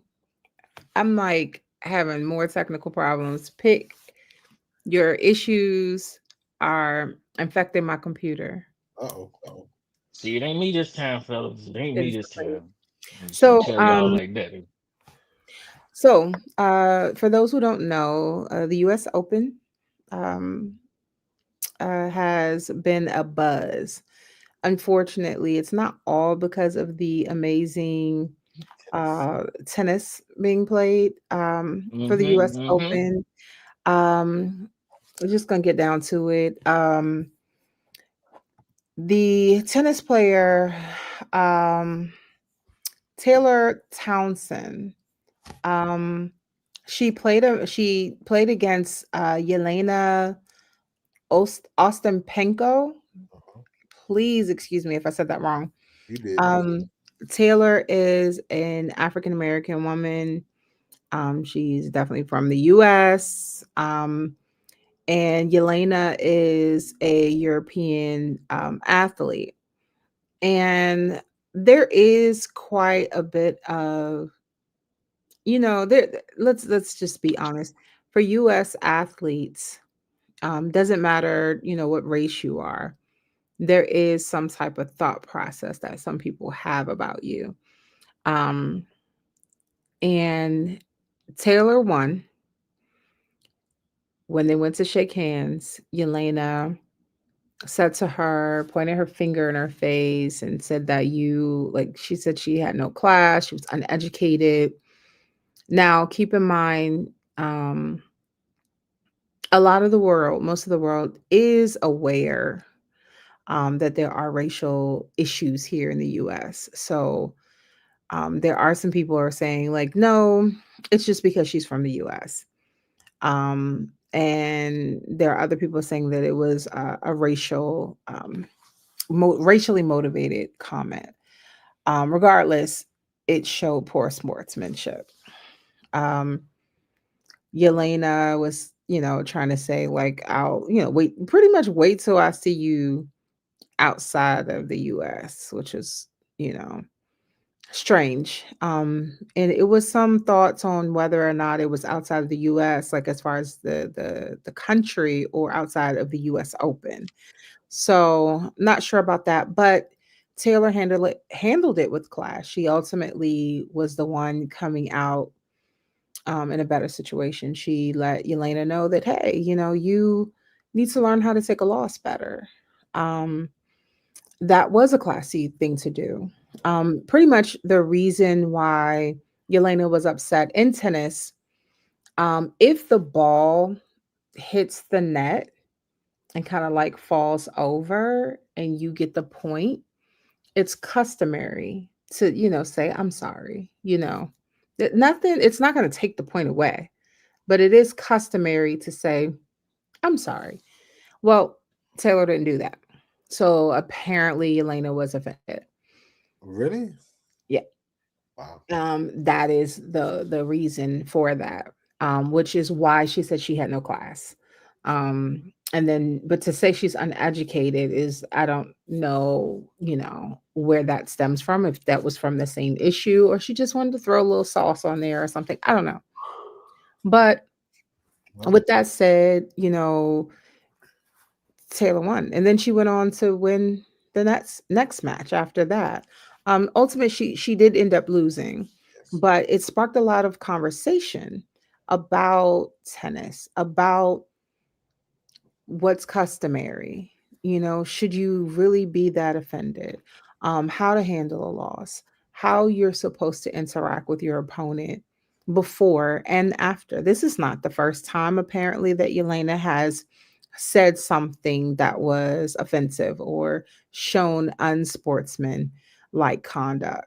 Um, Naomi Osaka has spoken on it as well, and she's been doing amazing Yes. in the US Open. But pretty much Taylor said, she beat her before outside of the US Open. Well, So she's not sure where that's coming from, like, this is oh, this was go not ahead. their first time playing, right? This was No, not their first time playing. And no. has my question is my question to you is, has the tennis association said anything to the other young lady? I mean, I know that sometimes rivalries in tennis makes that sport go, and the arguments and the way that they show out sometimes makes that sport go, because it is a class C type sport, right? It's the upper Mhm, class, right? mhm, Um, mhm. has anyone said anything about how she's acted? Has she been fined? Has any discipline come down? Anything like that? So, I mean, it is mentioned. I do want to mention that the U.S. Open is something that spans a certain amount of time.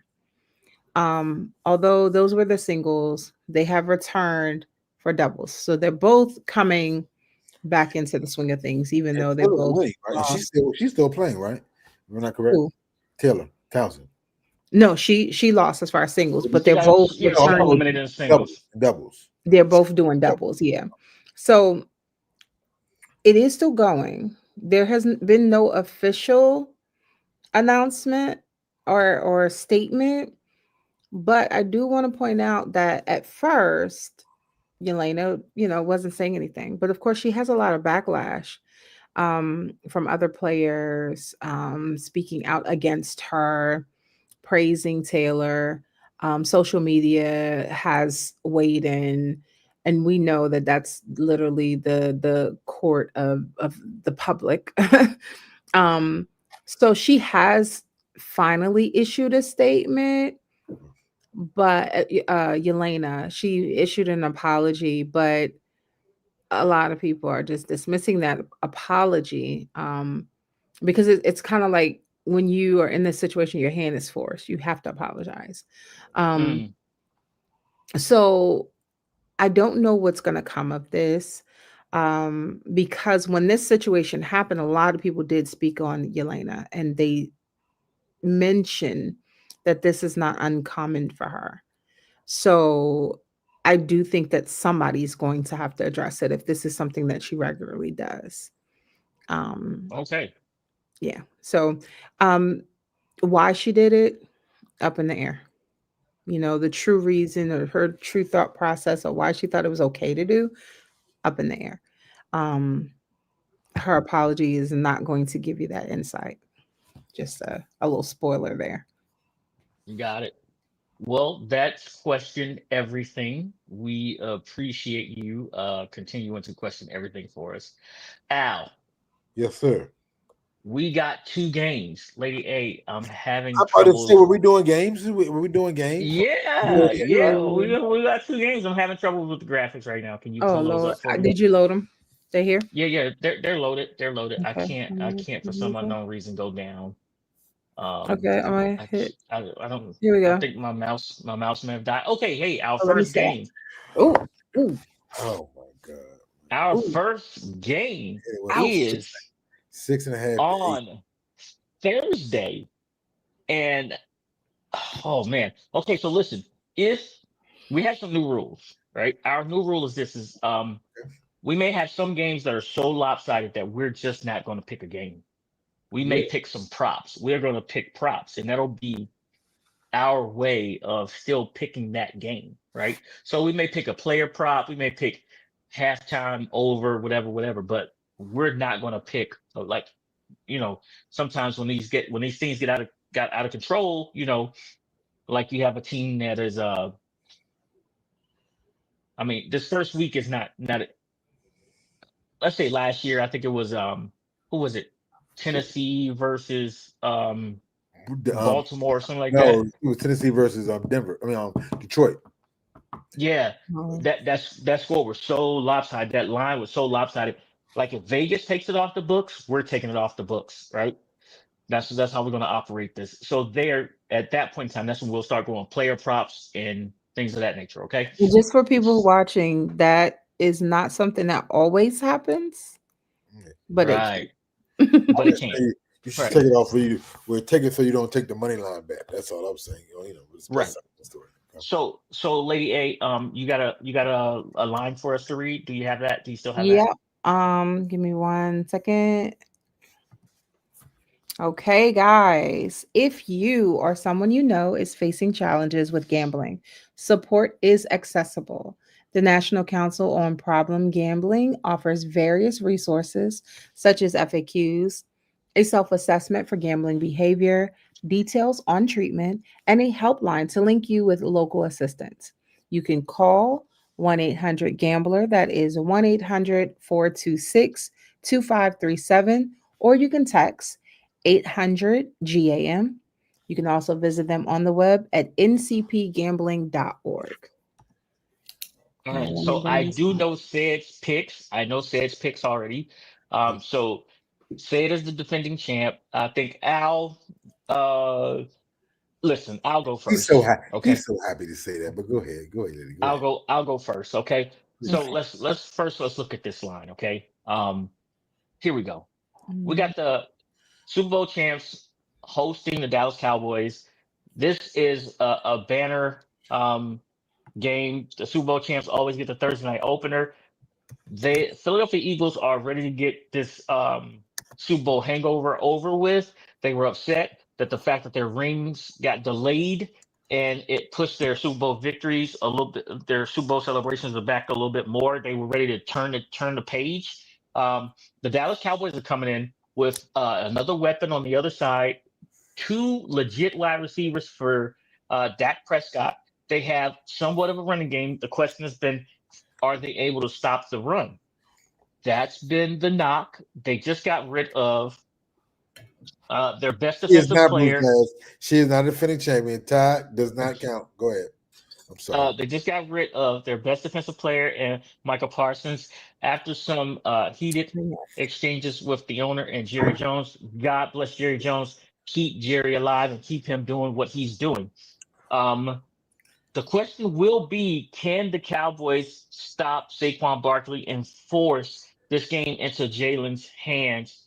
And will they be able to keep Dak Prescott upright with the way that the Philadelphia Eagles can get pressure on the quarterback with just their front four? Let's look at the line. Man, I'm rusty at doing this. I'm so excited to be back at doing this, though. It's okay. We have I have the the Cowboys. injuries. Okay. Oh, okay. Let's get them. Okay. So right now, key injuries. Eagles, um, defensive tackle Jalen Carter, his shoulder. However, he did participate, have a full participation. Landon Dickerson, his back, full participation. Tanner McKee, he is a backup quarterback. His right thumb, he did not participate. Andrew Makuba, hamstring, full participation. And then Josh Uchi, full participation. Cowboys, uh, Mr. Diggs, the other one, full participation in practice. Tyler Guyton, full participation. Span Ford, his ankle, full participation though. And Perion Winfrey back did not participate. And we tend to give you these just in case that may sway your pick in any way, shape, or form, knowing that specific or key players have an injury. These are the injuries that the team has listed and reported on. So even if they do play, sometimes, if it's a tight end and their ankle is hurting or something like that, that may make a difference for you. So as far as like the quarterback, if he gets put in and his right thumb is injured, that may affect And he's his play. right-handed. Right, right. So, All right. so that's why we do that. All right. So pick oh, okay. The line. That's right. I was getting into the line. All right. Mhm. Cowboys +8 at -110. Their money line is +328. Their money line is +328. The Philadelphia Eagles are -8 at -110. Their money line is -430. Shit. Total points here is set at 47.5. The over-under is 110 both ways. Over-under is 110 both ways. Hey, listen, with these offenses being with the defenses being ahead of the offenses right now, is I'm looking at that 47.5 and I'm like trying to divide that up. And I'm thinking, 7 will this touchdowns. thing go over? Will this thing go over? Right? Will this thing go over? And I like Philly secondary, but I do like the fact that CeeDee Lamb has help now with what's his Pickens. name? George Pickens. George Pickens. They have a good tight end here. But I'm not sure if Dak Prescott's going to have the ability to get that ball out of his hands fast enough for this Philadelphia rush. We saw what they did to Patrick Mahomes. Bruce, I'm almost with you. I'm almost with you. I'm just going to lay the 8. I'm going to lay the 8 for Philly. Well, Pick, I think I'm kind of on the same lines that you are. I think the only way we can have a chance of winning this game is if we score a lot of points. And so it's two ways we'll score a lot of points. Either we'll be behind so much that we'll score late, or the high scoring game for the break. I think the Cowboys will come out fired and ready to rock and roll. But I'm on my Vic Jerry Jones, so I'm just going to take the Dallas over, and I'm going to ride with Bruce Glass with that over. I think a lot of the people don't. I think that the public's going a lot heavy on that under because 48 is a lot of points. But I think somehow we're going to see a game somewhere in the neighborhood of 28, 24, somewhere in the neighborhood. Hopefully, Cowboys will be the 28. All right, Lady A. So first of all, let me say this. Al, I beat you. Bruce is correct. I tied for first place. And I need you to put some respect on my name. Okay, let me ask you one question, Lady A. If Sid was the defending champion, correct? Correct. Don't we wipe this slate clean? Was Sid the defending champion? Did he have the belt? Let me ask you this. Did he have the belt? The defending champion was also the person tallying up the scores. Okay. I think there was some shenanigans in there as well. Later. Every match I've ever seen in a boxing match, if the defending champion who has the belt is a draw, he keeps the belt. Therefore, he's called the champion. So I can't call you a champion. Instance, we are co-parents of the belt. You don't have the belt. Show me the belt. Sid is holding it. He's not letting me see my child, and now I gotta take him to court. Show me the belt. You can't show me the belt. Thank you, Bruce. This is not boxing. Okay, I'm just saying, boxing. And using a similar scenario. It's not a similar scenario. It's not a similar scenario. And he's a draw. He's still called the champion. We are the champions. You heard that song before. Let her just pick here. Show me the money. Anyway, so I'm just gonna put it out there. It is the first game of the season. When I look over all these different stats and everything, this is showing me. First of all, I'm gonna just put it out there. The Eagles gonna win. Okay. The Eagles gonna win. With that said, you taking them? No. I'm going with the under. Under, Lady A with the under. It's the first game of the season. Right. I got you. Yeah, I'm not going with the over. If I'm correct, Shad took the Eagles. He took the Eagles money line. I believe he took the Eagles money line. I will text him later, and I will text him in the group chat so everyone can see. Right. That's easy. I mean, I know they're gonna win. So I mean, Lady A did that when she said that, but she went out a little bit. That's what I'm saying. That whole money line thing when you got 8 points, that's not a gamble. I got you. Know what I'm saying? I got you. Hey, Lady A, can you get the next one up? He should get a quarter point because you got to risk 400. He should get a quarter point because you got to risk 430 to get 100. So he should get a quarter point. He should get a quarter point. Look at this. All right, so we got the Chiefs and traveling to the Chargers. Okay, listen, the Chargers is one of those teams that everybody is jumping on this year. They're saying that this is the team that is going to challenge the Chiefs for the title in that AFC side right there for that division title. And let's get it on. They're saying, well, guess what? You talk a lot. Let's go get it on. First week of the season, we're going to visit you, and you will come to us when it's cold. So the Chargers, we know last year had that good running game. We will see if they can continue that. The Chiefs did an excellent job of shutting down Saquon Barkley in the Super Bowl. Will that carry over this year? Will that defense be able to shut down the Chargers running game? The secondary of the Chiefs got blitzed last year. Patrick Mahomes is coming back with more weapons than he had last year. He will be without one of his targets, Rashid Rice, for the first 6 games of the season. However, he does have Hollywood Brown, Travis Kelce, and another wide receiver to go Worthy. along with Worthy. Yes, Worthy in his second year. Pacheco looks to be healthy as well. So, Lady A, do you have an injury report for us? I'm trying to pull it up. I don't see it, and but I do This is a want Friday you game. to. Yeah, I This is a Friday know. game. You may not see it yet. Yeah, but let me say this. Pick, can you tell us where this game is going to be? This game is in LA. No, it's in LA, right? In Brazil. It's in Oh, that's right. Brazil. Brazil. Hmm. It's in Brazil. Portuguese ready, baby. Maybe that's why they don't want to give me an injury report. Possibly. All right. So here we go. I'm having We fun. have we have the Chiefs -3 at -115. Their money line is -170.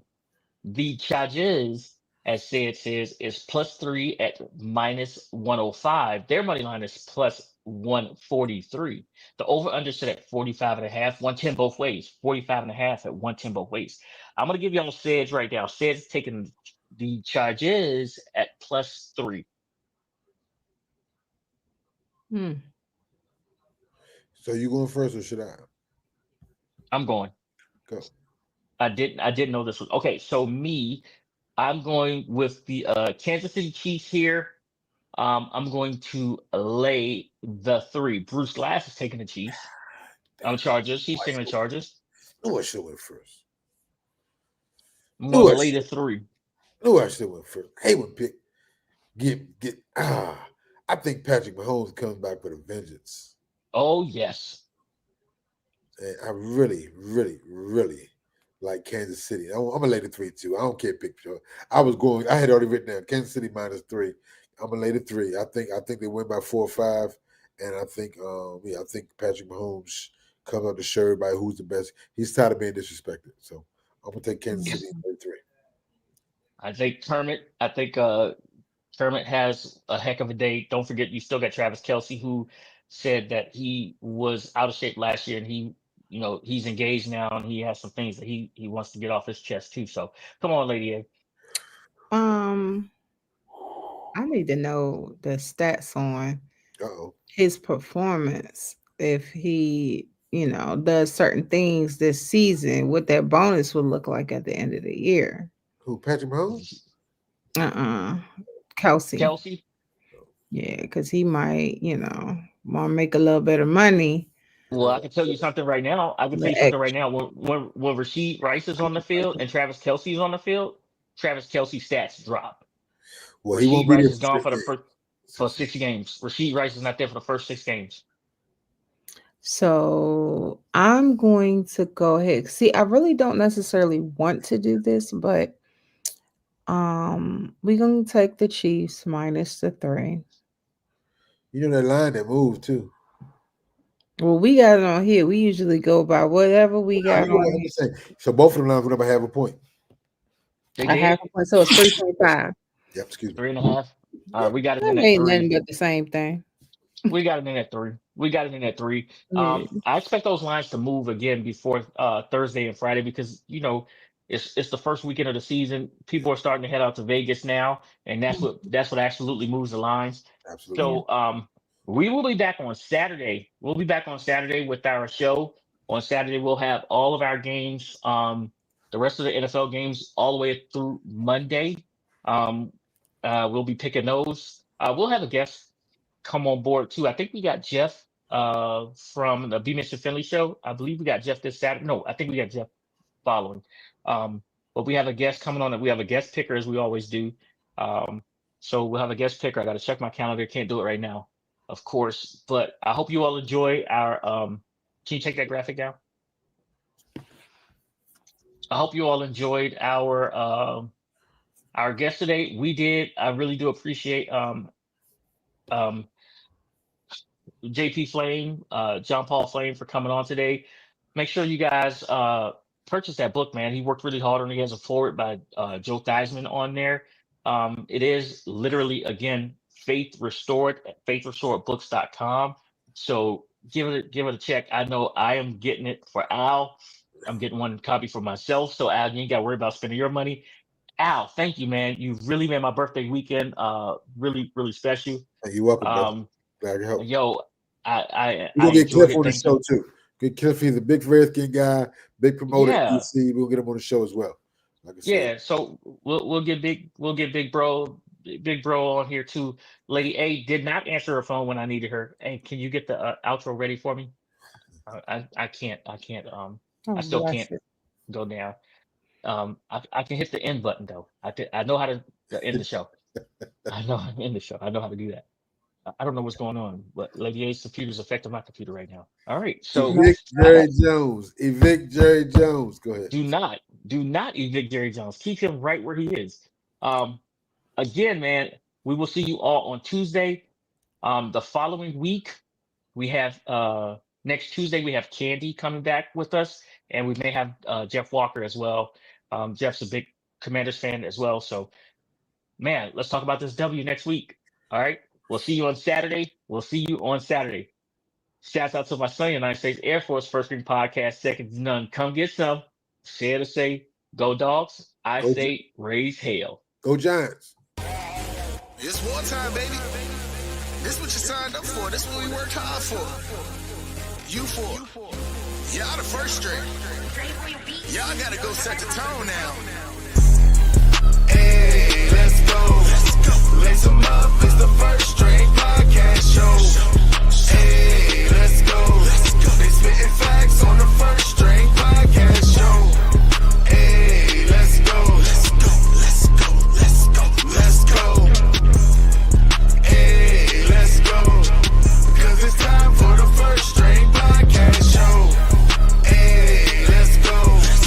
Lace 'em up. It's the First String Podcast Show. Hey, let's go. They spitting facts on the First String Podcast Show. Imagine talking sports, having fun with the fam. At a starting line, the first string is what you have. An entertaining stream with the Pro Bowl cash. When the viewers chime in, they gon' answer what you ask. Representing for the Queens, yeah, we got Lady A.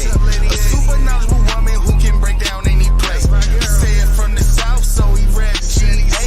The Falcons, the Bulldogs, the whole Peach State. Drunk Uncle Al, only way you can describe him. Every time he crack the mic, you know he gon' be wildin'. Last but not least, it's my man Toothpick. Commanders is a squad and he the captain of the ship. So if you feel the vibe, go ahead and tune in. Like, subscribe, recommend to a friend. Now for real, like, subscribe, and recommend